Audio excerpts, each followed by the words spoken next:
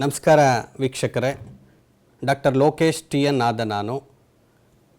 ಇಡೀ ಭಾರತದಲ್ಲೇ ಅತ್ಯಂತ ಪ್ರತಿಷ್ಠಿತ ಶಿಕ್ಷಣ ಸಂಸ್ಥೆಗಳಲ್ಲಿ ಒಂದಾದ ಆರ್ ವಿ ಶಿಕ್ಷಣ ಸಂಸ್ಥೆಯ NMKRV ಮಹಿಳಾ ಕಾಲೇಜಿನಲ್ಲಿ ಶಿಕ್ಷಣ ವಿಭಾಗದ ಪ್ರಾಧ್ಯಾಪಕನಾಗಿ, ಮುಖ್ಯಸ್ಥನಾಗಿ ಹಾಗೂ ಸಂಯೋಜಕನಾಗಿ ಕರ್ತವ್ಯವನ್ನು ನಿರ್ವಹಿಸುತ್ತಾ ಇದ್ದೇನೆ. ನಮ್ಮ ಸಂಸ್ಥೆಯ ವತಿಯಿಂದ ಕರ್ನಾಟಕದಲ್ಲೇ ಮೊದಲ ಬಾರಿಗೆ 4 ವರ್ಷದ ಸಮನ್ವಯಿ BEDಯನ್ನು ತಂದಿರತಕ್ಕಂಥದ್ದು ನಿಜವಾಗ್ಲೂ ಹೆಗ್ಗಳಿಕೆಯ ವಿಚಾರ. ಇದನ್ನು ನಮ್ಮ ಸಂಸ್ಥೆಯವರು ರಾಷ್ಟ್ರೀಯ ಶಿಕ್ಷಣ ನೀತಿ 2020ರ ಮುಂಚಿತವಾಗಿ 2018ರಲ್ಲಿ ಇದನ್ನು ಪ್ರಾರಂಭ ಮಾಡಿರ್ತಕ್ಕಂಥದ್ದು ಇಡೀ ಕರ್ನಾಟಕಕ್ಕೆ ಸಂದಿರ್ತಕ್ಕಂಥ ಗೌರವ ಅಂತ ನಾನಾದರೂ ಭಾವಿಸ್ತೇನೆ. ಭಾರತ ಸರ್ಕಾರದ ಮಹತ್ತರ ಯೋಜನೆಗಳಲ್ಲಿ ಒಂದಾದ ಏಕ್ ಭಾರತ್ ಶ್ರೇಷ್ಠ ಭಾರತ್ ಹಾಗೂ Indian Institute of Teacher Education Gandhinagar ಇವರ ಸಹಯೋಗದಲ್ಲಿ ಆಯೋಜನೆಗೊಂಡಿರ್ತಕ್ಕಂಥ ಈ ಒಂದು ಉಪನ್ಯಾಸ ಮಾಲಿಕೆಯಲ್ಲಿ ಈ ದಿನ ಶಿಕ್ಷಣ ತತ್ವಶಾಸ್ತ್ರದ ಬುನಾದಿಯ ಅಡಿಯಲ್ಲಿ ಸ್ವಾಮಿ ವಿವೇಕಾನಂದರ ಶೈಕ್ಷಣಿಕ ತತ್ವಶಾಸ್ತ್ರವನ್ನು ಕುರಿತು ಪ್ರಸ್ತುತಪಡಿಸಲಿದ್ದೇನೆ. ಈ ಒಂದು ಅವಧಿಯಲ್ಲಿ ಸ್ವಾಮಿ ವಿವೇಕಾನಂದರ ಶೈಕ್ಷಣಿಕ ವಿಚಾರಧಾರೆಯನ್ನು ಕುರಿತು ನಾವೆಲ್ಲರೂ ಚಿಂತನ ಮತ್ತು ಮಂಥನವನ್ನು ಮಾಡೋಣ. ಸ್ವಾಮಿ ವಿವೇಕಾನಂದ ಅವರು 1863ರಲ್ಲಿ ಕಲ್ಕತ್ತಾದಲ್ಲಿ ಜನನವನ್ನು ಪಡಿತಾರೆ. ಅವರ ತಂದೆ ವಿಶ್ವನಾಥ ದತ್ತ ಹಾಗೂ ತಾಯಿ ಭುವನೇಶ್ವರಿ ದೇವಿ.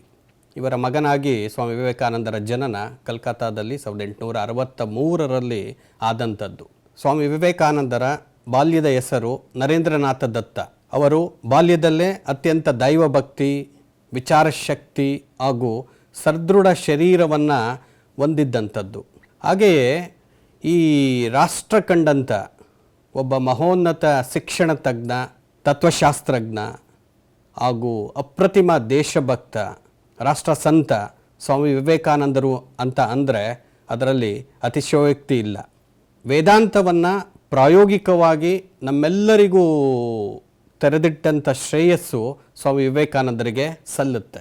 ಆ ಕಾರಣಕ್ಕೋಸ್ಕರ ಸ್ವಾಮಿ ವಿವೇಕಾನಂದರು ಒಂದು ರೀತಿ ನಮಗೆ ಬ್ರಹ್ಮಜ್ಞಾನಿಯಾಗಿ ಕಂಡು ಬರ್ತಾರೆ. ಹಾಗೆಯೇ ಭಾರತದ ಸಾಂಸ್ಕೃತಿಕ ಪುನರುತ್ಥಾನದ ಆದಿಯಲ್ಲಿ ಸ್ವಾಮಿ ವಿವೇಕಾನಂದರ ಕೊಡುಗೆ ಅತ್ಯಂತ ಮಹತ್ವವಾದಂಥದ್ದು. ಈ ರೀತಿ ಬಾಲ್ಯದಿಂದಲೇ ಅಪ್ರತಿಮವಾದಂಥ ಒಂದು ಬುದ್ಧಿಶಕ್ತಿ, ಆಲೋಚನಾ ಶಕ್ತಿ, ತಾರ್ಕಿಕ ಶಕ್ತಿ ಇವುಗಳನ್ನು ಸ್ವಾಮಿ ವಿವೇಕಾನಂದರು ಹೊಂದಿದ್ರು.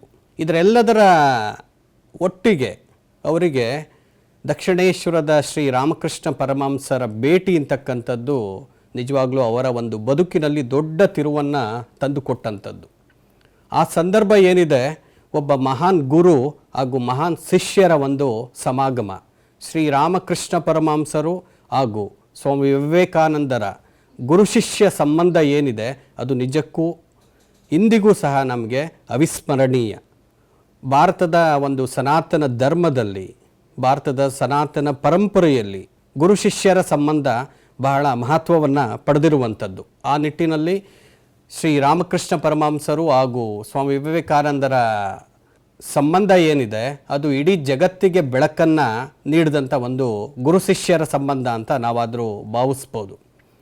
ಹಾಗೆಯೇ ಸ್ವಾಮಿ ವಿವೇಕಾನಂದರು ಒಬ್ಬ ಸರಿಸಾಟಿ ಇಲ್ಲದ ದೇಶಭಕ್ತರು, ರಾಷ್ಟ್ರಸಂತರು. ಅವರ ವಿಚಾರಧಾರೆಗಳು, ಅವರ ತತ್ವಶಾಸ್ತ್ರೀಯ ಚಿಂತನೆಗಳು ಇಡೀ ಜಗತ್ತಿನಾದ್ಯಂತ ಅನೇಕ ಜನಗಳಿಗೆ ಬೆಳಕಾಗಿರ್ತಕ್ಕಂಥದ್ದು ನಿಜವಾಗ್ಲೂ ಭಾರತಕ್ಕೆ ಸಂದ ಬಹುದೊಡ್ಡ ಗೌರವ ಅಂತ ನಾವಾದರೂ ಭಾವಿಸ್ಬೋದು. ಸ್ವಾಮಿ ವಿವೇಕಾನಂದರ ಜನನ ನಮ್ಮ ರಾಷ್ಟ್ರದಲ್ಲಿ ಆದಂಥದ್ದು, ಈ ಪುಣ್ಯ ನೆಲದಲ್ಲಿ ಆದಂಥದ್ದು. ಅಂಥ ಒಂದು ರಾಷ್ಟ್ರದ ಹಿರಿಮೆ ಗರಿಮೆಯನ್ನು ಅವರು ಇಡೀ ಜಗತ್ತಿನಾದ್ಯಂತ ಸಾರ್ದಂಥದ್ದು ನಿಜವಾಗ್ಲೂ ನಾವೆಲ್ಲರೂ ಭಾರತೀಯರಾಗಿ ಹೆಮ್ಮೆ ಪಡುವಂಥ ಒಂದು ವಿಚಾರ. ಶ್ರೀರಾಮಕೃಷ್ಣ ಪರಮಹಂಸರ ಸಂಪರ್ಕಕ್ಕೆ ಬಂದ ನಂತರ ಸ್ವಾಮಿ ವಿವೇಕಾನಂದರು ಸನ್ಯಾಸತ್ವವನ್ನು ಸ್ವೀಕಾರ ಮಾಡಿದಂಥದ್ದು. ಅವರು ಇಡೀ ರಾಷ್ಟ್ರದಾದ್ಯಂತ ಸಂಚಾರವನ್ನು ಮಾಡಿದಂಥದ್ದು. ಸ್ವಾಮಿ ವಿವೇಕಾನಂದರು ತಮ್ಮ ಸನ್ಯಾಸ ಸ್ವೀಕಾರದ ನಂತರ ಇಡೀ ಭಾರತದಾದ್ಯಂತ ಕಾಲ್ನಡಿಗೆಯಲ್ಲಿ ಅವರು ಸಂಚಾರವನ್ನು ಮಾಡಿದಂಥದ್ದು. ಈ ರಾಷ್ಟ್ರದ ಒಂದು ನಾಡಿ ಮಿಡಿತವನ್ನು ಅವರು ಅರಿತಂಥದ್ದು. ಈ ರಾಷ್ಟ್ರದಲ್ಲಿರ್ತಕ್ಕಂಥ ಎಲ್ಲ ಜನಗಳ ಕಷ್ಟ ಸುಖಗಳನ್ನು ಅವರು ಕಣ್ಣಾರೆ ಕಂಡಂಥದ್ದು, ಈ ರಾಷ್ಟ್ರವನ್ನು ಅವರೇ ಸ್ವತಃ ನೋಡಿ ಅದನ್ನು ತಿಳಿದುಕೊಂಡಂಥದ್ದು ನಿಜವಾಗ್ಲೂ ನಾವೆಲ್ಲರೂ ಭಾಳ ಹೆಮ್ಮೆ ಪಡಬೇಕಾದಂಥ ಒಂದು ಸಂಗತಿ ಅಂತ ನಾನಾದರೂ ಭಾವಿಸ್ತೇನೆ. ಸ್ವಾಮಿ ವಿವೇಕಾನಂದರು ಹಿಂದೂ ಧರ್ಮದ ಪುನರುತ್ಥಾನಕ್ಕಾಗಿ ಇಡೀ ಭರತಖಂಡವನ್ನು ಪ್ರದಕ್ಷಿಣೆಯನ್ನು ಮಾಡಿದಂಥದ್ದು. ಅದಕ್ಕೆ ಇತಿಹಾಸದಲ್ಲಿ ಒಂದು ಮಾತಿದೆ. ಬಾಲಗಂಗಾಧರನಾಥ ತಿಲಕರು ಒಂದು ಸಾರಿ ನೆನಪು ಮಾಡಿಕೊಳ್ತಾರೆ. ಏನಪ್ಪ ಅಂತಂದರೆ, ಆದಿಶಂಕರರ ನಂತರ ಇಡೀ ಭಾರತದ ಪ್ರದಕ್ಷಿಣೆಯನ್ನು ಮಾಡಿದಂಥ ಕೀರ್ತಿ ಶ್ರೇಯಸ್ಸು ಯಾರಿಗಾದರೂ ಸಲ್ಲಬೇಕು ಅಂತಂದರೆ ಅದು ಸ್ವಾಮಿ ವಿವೇಕಾನಂದರಿಗೆ ಸಲ್ಲಬೇಕು. ಒಬ್ಬ ಸನ್ಯಾಸಿಯಾಗಿ, ಪಾರಿವಾಜಕ ಸನ್ಯಾಸಿಯಾಗಿ ಸ್ವಾಮಿ ವಿವೇಕಾನಂದರು ನಾಡಿನಾದ್ಯಂತ, ರಾಷ್ಟ್ರದಾದ್ಯಂತ ಅವರು ಓಡಾಡಿದಂಥದ್ದು, ಈ ಭೂಮಿಯನ್ನು ಅವರು ಪಾವನಗೊಳಿಸಿದಂಥದ್ದು ನಿಜವಾಗ್ಲೂ ಅತ್ಯಂತ ಪುನೀತವಾದಂಥ ವಿಷಯ ಅಂತ ನಾವಾದರೂ ತಿಳ್ಕೊಬೋದು. ಹಾಗೆಯೇ ಅವರ ಒಂದು ಜೀವನವನ್ನು ನಾವು ನೋಡಿದ್ದೇ ಆದರೆ, ಅಮೆರಿಕಾದ ಚಿಕಾಗೋ ನಗರದಲ್ಲಿ ನಡೆದಂಥ ವಿಶ್ವಧರ್ಮ ಸಮ್ಮೇಳನದಲ್ಲಿ ಅವರು ಮಾಡಿದಂಥ ಒಂದು ಐತಿಹಾಸಿಕ ಭಾಷಣ ಏನಿದೆ, ಅದು ನಿಜವಾಗ್ಲೂ ಇಡೀ ಜಗತ್ತಿನಲ್ಲಿ ಹಿಂದೂ ಧರ್ಮವನ್ನು, ಹಿಂದೂ ಸಂಸ್ಕೃತಿಯನ್ನು ಭಾಳ ಎತ್ತರಕ್ಕೆ ತಗೊಂಡೋದಂಥ ಒಂದು ಸಂಗತಿ. 1893 ಒಂದು ಐತಿಹಾಸಿಕ ದಿನ. ಭಾರತೀಯರಾದಂಥ ನಮಗೆ 1893 ಒಂದು ಐತಿಹಾಸಿಕ ದಿನ. ಕಾರಣ ಇಷ್ಟೇ, ಅಂದು ಸ್ವಾಮಿ ವಿವೇಕಾನಂದರು ಚಿಕಾಗೋ ವಿಶ್ವಧರ್ಮ ಸಮ್ಮೇಳನದಲ್ಲಿ ತಮ್ಮ ಮಾತುಗಳನ್ನು ಅವರು ಆಡಿದಂಥದ್ದು, ಭಾರತದ ಕೀರ್ತಿ ಪತಾಕೆಯನ್ನು ಅವರು ವಿದೇಶದ ನೆಲದಲ್ಲಿ ಆರಿಸಿದಂಥದ್ದು, ಆ ಮೂಲಕ ಇಡೀ ಪ್ರಪಂಚದಾದ್ಯಂತ ಜನರು ಭಾರತವನ್ನು ಒಂದು ಭಕ್ತಿ ಭಾವದಿಂದ ನೋಡುವಂಥ ಪರಿಸ್ಥಿತಿಯನ್ನು ನಿರ್ಮಾಣ ಮಾಡಿದಂಥ ಶ್ರೇಯಸ್ಸು ಯಾರಿಗಾದರೂ ಅದು ಸಲ್ಲಬೇಕು ಅಂದರೆ ಅದು ಸ್ವಾಮಿ ವಿವೇಕಾನಂದರಿಗೆ ಸಲ್ಲಬೇಕು. ಅವರ ಭಾಷಣದ ಒಂದು ಪ್ರಾರಂಭ ಏನಿದೆ ಚಿಕಾಗೋ ವಿಶ್ವಧರ್ಮ ಸಮ್ಮೇಳನದಲ್ಲಿ, dear sisters and brothers of America ಅನ್ನುವಂಥ ಒಂದು ಮಾತೇನಿದೆ, ಅದು ನಿಜವಾಗ್ಲೂ ಒಬ್ಬ ಸನ್ಯಾಸಿಯಾಗಿ ಅಂಥ ಒಂದು ಮಾತುಗಳಿಂದ ಅವರು ಭಾಷಣವನ್ನು ಶುರು ಮಾಡಿದಂಥದ್ದು ಭಾರತದ ಸಂಸ್ಕೃತಿಯ ಒಂದು ಪ್ರತೀಕ, ಭಾರತದ ಸನಾತನ ಪರಂಪರೆಯ ಒಂದು ಪ್ರತೀಕ. ಬೇರೆ ಜನಗಳನ್ನು ಹೇಗೆ ಸಂಬೋಧಿಸಬೇಕು, ಅದು ಎಂಥದೇ ವೇದಿಕೆ ಆಗಿರಲಿ, ವಿಶ್ವಮಟ್ಟದ ಎಂಥದೇ ವೇದಿಕೆ ಆದರೂ ಸಹಿತ ಭಾರತವನ್ನು ಪ್ರತಿನಿಧಿಸಿ ಇತರ ಜನಾಂಗವನ್ನು, ಮನುಕುಲದ ಜನಾಂಗವನ್ನು ನಾವು ಹೇಗೆ ನೋಡಬೇಕು ಅಂತಕ್ಕಂಥ ಒಂದು ಪಾಠವನ್ನು ಪ್ರಪ್ರಥಮವಾಗಿ ಕಲಿಸಿಕೊಟ್ಟವರೇ ಸ್ವಾಮಿ ವಿವೇಕಾನಂದರವರು. ಹಾಗೆಯೇ 1897ರಲ್ಲಿ ಅವರು ವೇದಾಂತದ ಒಂದು ಪ್ರಸಾರಕ್ಕಾಗಿ ತಮ್ಮ ಗುರುಗಳಾದಂಥ ಶ್ರೀರಾಮಕೃಷ್ಣ ಪರಮಹಂಸರ ಒಂದು ಅಮರ ಸಂದೇಶಗಳನ್ನು ಸಾರುವ ನಿಟ್ಟಿನಲ್ಲಿ 1897ರಲ್ಲಿ ರಾಮಕೃಷ್ಣ ಮಿಷನನ್ನು ಸ್ಥಾಪನೆ ಮಾಡಿದಂಥದ್ದು. ಹಾಗೆಯೇ 1899ರಲ್ಲಿ ಸ್ಯಾನ್ ಫ್ರಾನ್ಸಿಸ್ಕೋದಲ್ಲಿ ವೇದಾಂತ ಸಮಾಜವನ್ನು ಅವರು ಸ್ಥಾಪನೆ ಮಾಡಿದಂಥದ್ದು. ಇವೆಲ್ಲವೂ ಇಡೀ ವಿಶ್ವಕ್ಕೆ ಭಾರತದ ಜ್ಞಾನವನ್ನು ಪ್ರಸಾರ ಮಾಡಿದಂಥದ್ದು, ಭಾರತದ ಸಂಸ್ಕೃತಿಯನ್ನು ಪ್ರಸಾರ ಮಾಡಿದಂಥದ್ದು. ಆ ಮೂಲಕ ಎಲ್ಲ ಮನುಷ್ಯರಿಗೂ ಸಮಾನವಾಗಿ ಜ್ಞಾನವನ್ನು ಉಣಬಡಿಸಿದಂಥ ಕೀರ್ತಿ ಸ್ವಾಮಿ ವಿವೇಕಾನಂದರಿಗೆ ಸಲ್ಲುತ್ತೆ. ಹಾಗಾದರೆ ಇಂಥ ಒಬ್ಬ ಮಹಾನ್ ವ್ಯಕ್ತಿಯ, ಒಬ್ಬ ಮಹಾನ್ ಶಿಕ್ಷಣ ತಜ್ಞರ, ಒಬ್ಬ ಮಹಾನ್ ತತ್ವಶಾಸ್ತ್ರಜ್ಞರ ಜೀವನ ತತ್ವಶಾಸ್ತ್ರವನ್ನು ನಾವೇನಾದರೂ ನೋಡಿದ್ರೆ ಹಲವಾರು ಅಂಶಗಳನ್ನು ನಾವು ಅರ್ಥ ಮಾಡ್ಕೋಬೋದು. ಸ್ವಾಮಿ ವಿವೇಕಾನಂದರ ಜೀವನ ತತ್ವಶಾಸ್ತ್ರ ಏನಿದೆ ಅದೇ ಅವರ ಶೈಕ್ಷಣಿಕ ತತ್ವಶಾಸ್ತ್ರ. ಜೀವನ ತತ್ವಶಾಸ್ತ್ರ ಮತ್ತು ಶೈಕ್ಷಣಿಕ ತತ್ವಶಾಸ್ತ್ರಕ್ಕೆ ಯಾವುದೇ ವ್ಯತ್ಯಾಸವಿಲ್ಲ. There is no difference between life philosophy of Swami Vivekananda with that of educational philosophy. ಆ ಕಾರಣಕ್ಕೋಸ್ಕರ ಅವರ ಒಂದು ಶೈಕ್ಷಣಿಕ ತತ್ವಶಾಸ್ತ್ರವನ್ನು ನಾವು ಚೆನ್ನಾಗಿ ಅರ್ಥ ಮಾಡ್ಕೋಬೇಕು ಅಂತಂದರೆ ಅವರ ಜೀವನ ತತ್ವಶಾಸ್ತ್ರವನ್ನು ಅರಿತಕ್ಕಂಥದ್ದು ಭಾಳ ಮುಖ್ಯ ಅಂತ ನಾನಾದರೂ ಭಾವಿಸ್ತೇನೆ. ಅವರ ಜೀವನ ತತ್ವಶಾಸ್ತ್ರವನ್ನು ನಾವೇನಾದರೂ ಒಮ್ಮೆ ಅವಲೋಕನ ಮಾಡಿದ್ದೇ ಆದರೆ ಈ ಎಲ್ಲ ಅಂಶಗಳು ನಮ್ಮ ಗಮನಕ್ಕೆ ಬರುತ್ತೆ. ಅವರು ದೈವತ್ವದ ಸಿದ್ಧಾಂತದಲ್ಲಿ ನಂಬಿಕೆಯನ್ನು ಹೊಂದಿದಂಥವರು. ಸ್ವಾಮಿ ವಿವೇಕಾನಂದರ ಜೀವನ ತತ್ವಶಾಸ್ತ್ರವನ್ನು ನಾವು ನೋಡಿದ್ದೇ ಆದರೆ ಅವರು ದೈವತ್ವದ ಸಿದ್ಧಾಂತದಲ್ಲಿ ನಂಬಿಕೆಯನ್ನು ಹೊಂದಿದ್ದಂಥದ್ದು. ಡಾಕ್ಟ್ರಿನ್ ಆಫ್ ಡಿವಿನಿಟಿ ಅಂತಕ್ಕಂಥ ಮಾತನ್ನು ನಾವು ನೆನಪು ಮಾಡ್ಕೋಬೋದು. ಯಾಕೆ ದೈವತ್ವ ಸಿದ್ಧಾಂತದಲ್ಲಿ ಅವರಿಗೆ ನಂಬಿಕೆ ಇತ್ತು ಅಂದರೆ, ಸ್ವಾಮಿ ವಿವೇಕಾನಂದರು ಮೂಲತಃ ದೈವದಲ್ಲಿ ನಂಬಿಕೆಯನ್ನು ಹೊಂದಿದಂಥವರು. ಅವರ ಬಾಲ್ಯದ ಕೆಲವೊಂದು ಅಂಶಗಳನ್ನು ನಾನು ಈಗಾಗಲೇ ತಿಳಿಸ್ಕೊಟ್ಟೆ. ಅವರ ಗುರುಗಳಾದಂಥ ಶ್ರೀರಾಮಕೃಷ್ಣ ಪರಮಹಂಸರನ್ನು ಅವರು ನೋಡುವುದಕ್ಕೆ ದಕ್ಷಿಣೇಶ್ವರಕ್ಕೆ ಹೋದಂಥ ಒಂದು ಸಂದರ್ಭ ಏನಿದೆ, ಅದು ನಿಜವಾಗ್ಲೂ ದೇವರನ್ನು ನೋಡುವ ಒಂದು ಹಂಬಲದಿಂದ ಅವರು ಕಲ್ಕತ್ತಾದ ದಕ್ಷಿಣೇಶ್ವರಕ್ಕೆ ಹೋದಂಥದ್ದು, ಗುರುಗಳ ಸಹಾಯವನ್ನು ಪಡೆದಂಥದ್ದು. ಹಾಗೆಯೇ ಅವರ ಮನೆಯ ವಾತಾವರಣ ಏನಿತ್ತು ಬಾಲ್ಯದಿಂದಲೂ ಅದು ದೈವತ್ವದಿಂದ ಕೂಡಿತ್ತು. ತಂದೆ ಆಗ್ಬೋದು, ತಾಯಿ ಆಗ್ಬೋದು, ಎಲ್ಲರೂ ಮಹಾನ್ ದೈವ ಭಕ್ತರು. ಅಂಥ ಒಂದು ಕುಟುಂಬದಲ್ಲಿ ಅವರ ಜನನ ಆದಂಥದ್ದು. ಆ ಕಾರಣಕ್ಕೋಸ್ಕರ ದೈವತ್ವದ ಪ್ರಭಾವ ಅವರ ವ್ಯಕ್ತಿತ್ವದ ಮೇಲೆ ಭಾಳಷ್ಟಿದೆ. ಆ ಕಾರಣದಿಂದ ಸ್ವಾಮಿ ವಿವೇಕಾನಂದರು ದೈವತ್ವದಲ್ಲಿ ನಂಬಿಕೆಯನ್ನು ಹೊಂದಿದ್ದರು. ಹಾಗೆಯೇ ಭಾರತದ ವೇದಗಳನ್ನು, ಭಾರತದ ವೇದಾಂತವನ್ನು ಅವರು ಅಭ್ಯಾಸ ಮಾಡಿದಂಥದ್ದು. ಆ ಕಾರಣಕ್ಕೋಸ್ಕರ ಅವರನ್ನು ಒಬ್ಬ ನಿಜವಾದ ವೇದಾಂತಿ ಅಂತ ನಾವು ಕರಿಬೋದು. ಸ್ವಾಮಿ ವಿವೇಕಾನಂದರ ಒಟ್ಟು ವಿಚಾರಧಾರೆ ಏನಿದೆ ಅದು ಸನಾತನ ಭಾರತದ ವೇದಗಳ ಆಧಾರಿತವಾದಂಥದ್ದು. ಇದನ್ನು ನಾವೆಲ್ಲರೂ ಗಮನಿಸಬೇಕಾದಂಥದ್ದು ಭಾಳ ಮುಖ್ಯ. ಸ್ವಾಮಿ ವಿವೇಕಾನಂದರಿಗೆ ಆತ್ಮದ ಅಮರತ್ವದಲ್ಲಿ ಮತ್ತು ದೈವತ್ವದಲ್ಲಿ ನಂಬಿಕೆ ಇದ್ದಂಥದ್ದು. ಅವರ ಒಂದು ವಿಚಾರಧಾರೆಯಲ್ಲಿ ಪ್ರತಿಯೊಬ್ಬ ವ್ಯಕ್ತಿಯಲ್ಲಿರ್ತಕ್ಕಂಥ ಆತ್ಮ ಏನಿದೆ ಅದು ಪರಮಾತ್ಮನ ಅಂಶ.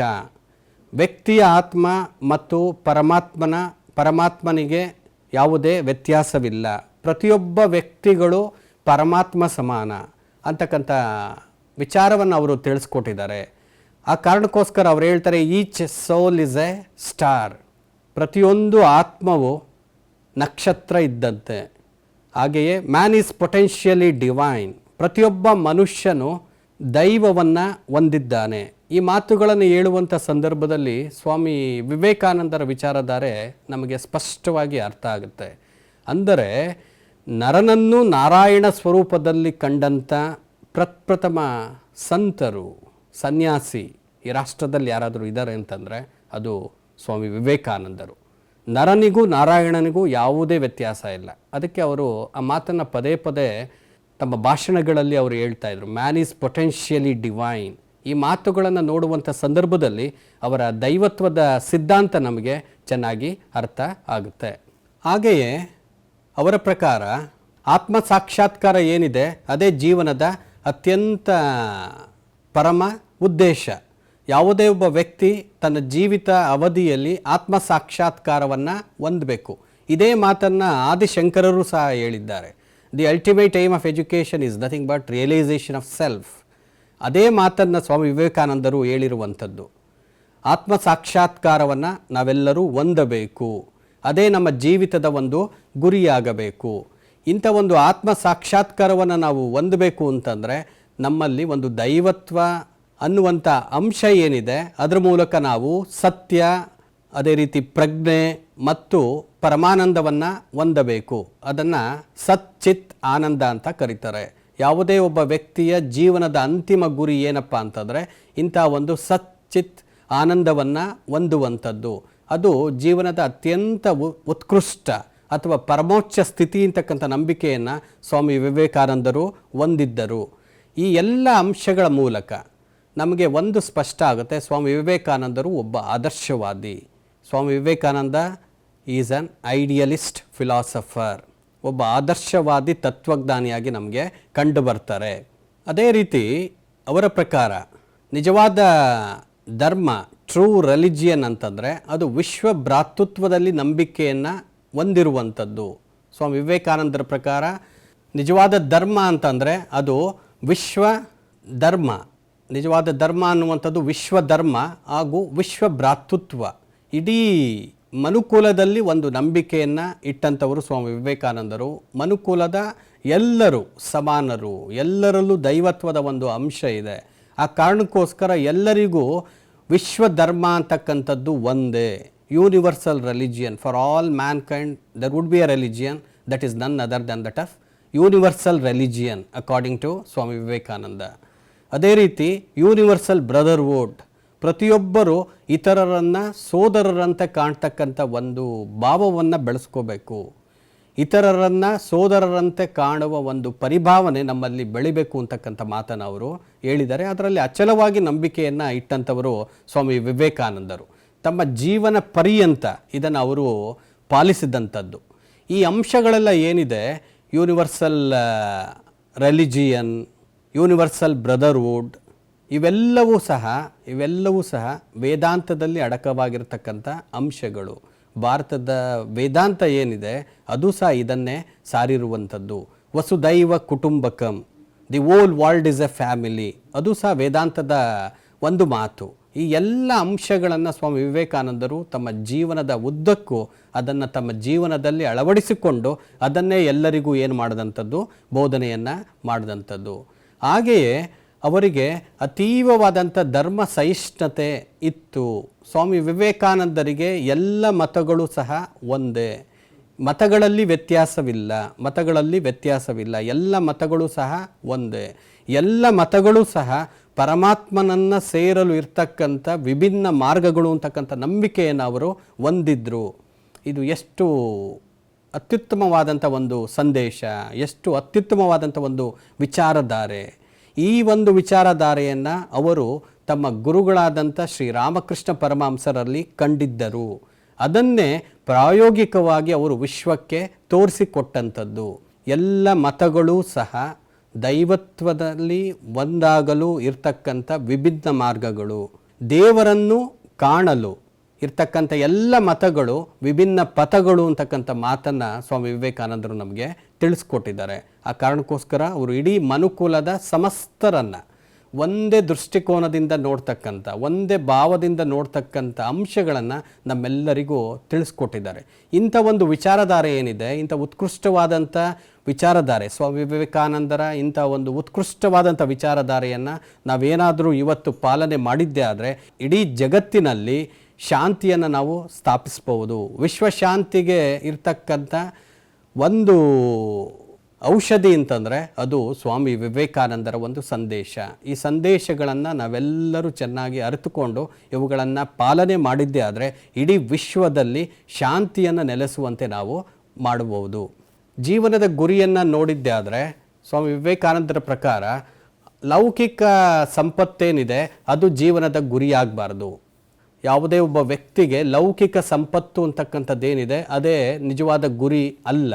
ಸ್ವಾಮಿ ವಿವೇಕಾನಂದರ ಪ್ರಕಾರ ಕೇವಲ ಸಂಪತ್ತನ್ನು ಗಳಿಸುವುದೇ ಜೀವನದ ಅಂತಿಮ ಗುರಿಯಲ್ಲ. ಪ್ರತಿಯೊಬ್ಬ ವ್ಯಕ್ತಿಯು ಮುಕ್ತಿಯನ್ನು ಹೊಂದುವಂಥದ್ದು ಅತ್ಯಂತ ಅವಶ್ಯಕ ಅಂತಕ್ಕಂಥ ಮಾತನ್ನು ಅವರು ಹೇಳಿದ್ದಾರೆ. ಅಂದರೆ it's kind of A liberation. ಪ್ರತಿಯೊಬ್ಬ ವ್ಯಕ್ತಿಯು ಲಿಬರೇಟ್ ಆಗಬೇಕು, ಜೀವನದಿಂದ ಮುಕ್ತಿಯನ್ನು ಹೊಂದಬೇಕು, ಎಲ್ಲ ಬಾಂಡೇಜ್ಗಳಿಂದ ಮುಕ್ತಿಯನ್ನು ಹೊಂದಬೇಕು, ಅತ್ಯುತ್ತಮವಾದಂಥದ್ದನ್ನು ಸಾಧಿಸಬೇಕು, ಉದಾತ್ತವಾದಂಥ ಧ್ಯೇಯೋದ್ದೇಶಗಳಿಗೆ ಜೀವನವನ್ನು ಮೀಸಲಿಡಬೇಕು. ಕೇವಲ ಲೌಕಿಕತೆಯಲ್ಲೇ ಎಲ್ಲವನ್ನು ಕಂಡು ಈ ಜಗತ್ತನ್ನು ಬರಿದು ಮಾಡುವುದಕ್ಕಿಂತ ಆಧ್ಯಾತ್ಮಿಕ ಕ್ಷೇತ್ರದಲ್ಲಿ ಉನ್ನತಿಯನ್ನು ಸಾಧಿಸಬೇಕು ಅಂತಕ್ಕಂಥದ್ದು ಸ್ವಾಮಿ ವಿವೇಕಾನಂದರ ಒಂದು ಸಂದೇಶ. ಅದನ್ನು ಪ್ರತಿಯೊಬ್ಬರು ತಮ್ಮ ಜೀವನದ ಗುರಿಯಾಗಿಸ್ಕೋಬೇಕು ಅಂತಕ್ಕಂಥ ಮಾತನ್ನು ಅವರು ಹೇಳಿದ್ದಾರೆ. That would be the goal of each and every individuals life ಅಂತಕ್ಕಂಥ ಮಾತನ್ನು ಅವರು ಹೇಳಿದ್ದಾರೆ. ಆ ಗೋಲ್ ಏನಿದೆ, ನಾನೀಗಾಗಲೇ ಹೇಳಿದೆ, goal of life is freedom. ಎಲ್ಲ ಬಂಧನಗಳಿಂದ ಮುಕ್ತಿಯನ್ನು ಪಡೆಯುವಂಥದ್ದೇ ನಿಜವಾದಂಥ ಒಂದು ಜೀವನದ ಗುರಿ ಅಂತಕ್ಕಂಥ ಮಾತನ್ನು ಸ್ವಾಮಿ ವಿವೇಕಾನಂದರು ತಿಳಿಸ್ಕೊಟ್ಟಿದ್ದಾರೆ. ಹಾಗಾದರೆ ಒಂದು ಪ್ರಶ್ನೆ ಮನಸ್ಸಿನಲ್ಲಿ ಮೂಡುತ್ತೆ, ಆ ರೀತಿಯ ಒಂದು ಸ್ವಾತಂತ್ರ್ಯವನ್ನು, ಅಂಥ ಒಂದು ಬಿಡುಗಡೆಯನ್ನು ಸಾಮಾನ್ಯ ವ್ಯಕ್ತಿಗಳಾಗಿ ನಾವು ಹೇಗೆ ಪಡೆಯೋದಕ್ಕೆ ಸಾಧ್ಯ ಅಂತಕ್ಕಂಥದ್ದು. ಆ ಕಾರಣಕ್ಕೋಸ್ಕರ ನಾವು ನಮ್ಮ ಜೀವನದಲ್ಲಿ ವೈರಾಗ್ಯ, ವಿವೇಕ, ಆನಂದ ಇವುಗಳೆಲ್ಲ ಏನಿದ್ದಾವೆ ಇವುಗಳನ್ನು ನಾವೇನು ಮಾಡಬೇಕಾಗುತ್ತೆ, ಪರಿಪಾಲಿಸಬೇಕಾಗ್ತದೆ. ಇವುಗಳನ್ನೆಲ್ಲ ಪರಿಪಾಲಿಸಿ ಜೀವನದಿಂದ ನಾವೇನು ಮಾಡಬೇಕಾಗುತ್ತೆ, ಮುಕ್ತಿಯನ್ನು ಹೊಂದಬೇಕಾಗುತ್ತೆ. ಈ ಎಲ್ಲ ಅಂಶಗಳನ್ನು ನೋಡೋದಾದರೆ ಸ್ವಾಮಿ ವಿವೇಕಾನಂದರ ಚಿಂತನೆ ಅತ್ಯಂತ ಸ್ಪಷ್ಟವಾಗಿದೆ.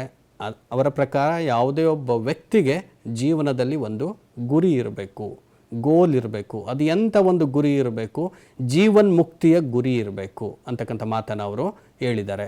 ಅದೇ ರೀತಿ ಅವರ ಜೀವನ ತತ್ವಶಾಸ್ತ್ರದಲ್ಲಿ ಪ್ರಮುಖವಾಗಿ ನಮ್ಮ ಗಮನ ಸೆಳೆಯುವಂಥ ಒಂದು ವಿಚಾರ ಏನಪ್ಪ ಅಂತಂದರೆ ಫೋರ್ ಫೋಲ್ಡ್ ಪಾತ್, ಚತುಷ್ಪಥ. ಇದನ್ನು ಸ್ವಾಮಿ ವಿವೇಕಾನಂದರು ಎಲ್ಲರಿಗೂ ತಿಳಿಸ್ಕೊಟ್ಟಿದ್ದಾರೆ. ಅಂದರೆ ಯಾವುದೇ ಒಬ್ಬ ವ್ಯಕ್ತಿ ಈ ರಾಷ್ಟ್ರದಲ್ಲಿ ಅಥವಾ ಇಡೀ ಜಗತ್ತಿನಲ್ಲಿರ್ತಕ್ಕಂಥ ಪ್ರತಿಯೊಬ್ಬ ವ್ಯಕ್ತಿಗಳು ತಮ್ಮ ಒಂದು ಕರ್ಮದಲ್ಲಿ ತೊಡಗಿಕೊಳ್ಬೇಕು, ವರ್ಕ್ ಮಾಡಬೇಕು, ಕರ್ಮಗಳಲ್ಲಿ ತೊಡಗಿಕೊಳ್ಬೇಕು, ಉಪಾಸನೆಯನ್ನು ಮಾಡಬೇಕು, ಧ್ಯಾನದಲ್ಲಿ ಮಗ್ನರಾಗಬೇಕು, ಜ್ಞಾನವನ್ನು ಗಳಿಸಬೇಕು. ಈ 4 ಅಂಶಗಳೇನಿದ್ದಾವೆ ಇವು ಯಾವುದೇ ಒಬ್ಬ ವ್ಯಕ್ತಿಯನ್ನು ಎಲ್ಲ ರೀತಿಯ ಬಂಧನಗಳಿಂದ ಮುಕ್ತಿ ಮಾಡುವಂಥದ್ದು. ಎಷ್ಟು ಚೆನ್ನಾಗಿದೆ ಇಂಥ ಒಂದು ವಿಚಾರಧಾರೆ ಸ್ವಾಮಿ ವಿವೇಕಾನಂದರದ್ದು.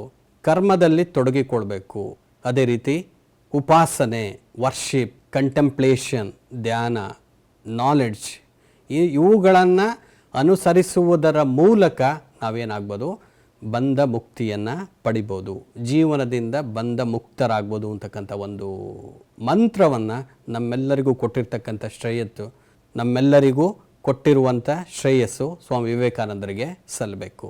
ಅದೇ ರೀತಿ ಈ ಎಲ್ಲವುಗಳನ್ನು ಪಾಲನೆ ಮಾಡೋದ್ರ ಮೂಲಕ ಆಧ್ಯಾತ್ಮಿಕ ಗುರಿಯನ್ನು ತಲುಪಬೇಕು. ಅದಕ್ಕೆ ಅವರು 4 ಯೋಗಗಳನ್ನು ತಿಳಿಸ್ಕೊಟ್ಟಿದ್ದಾರೆ.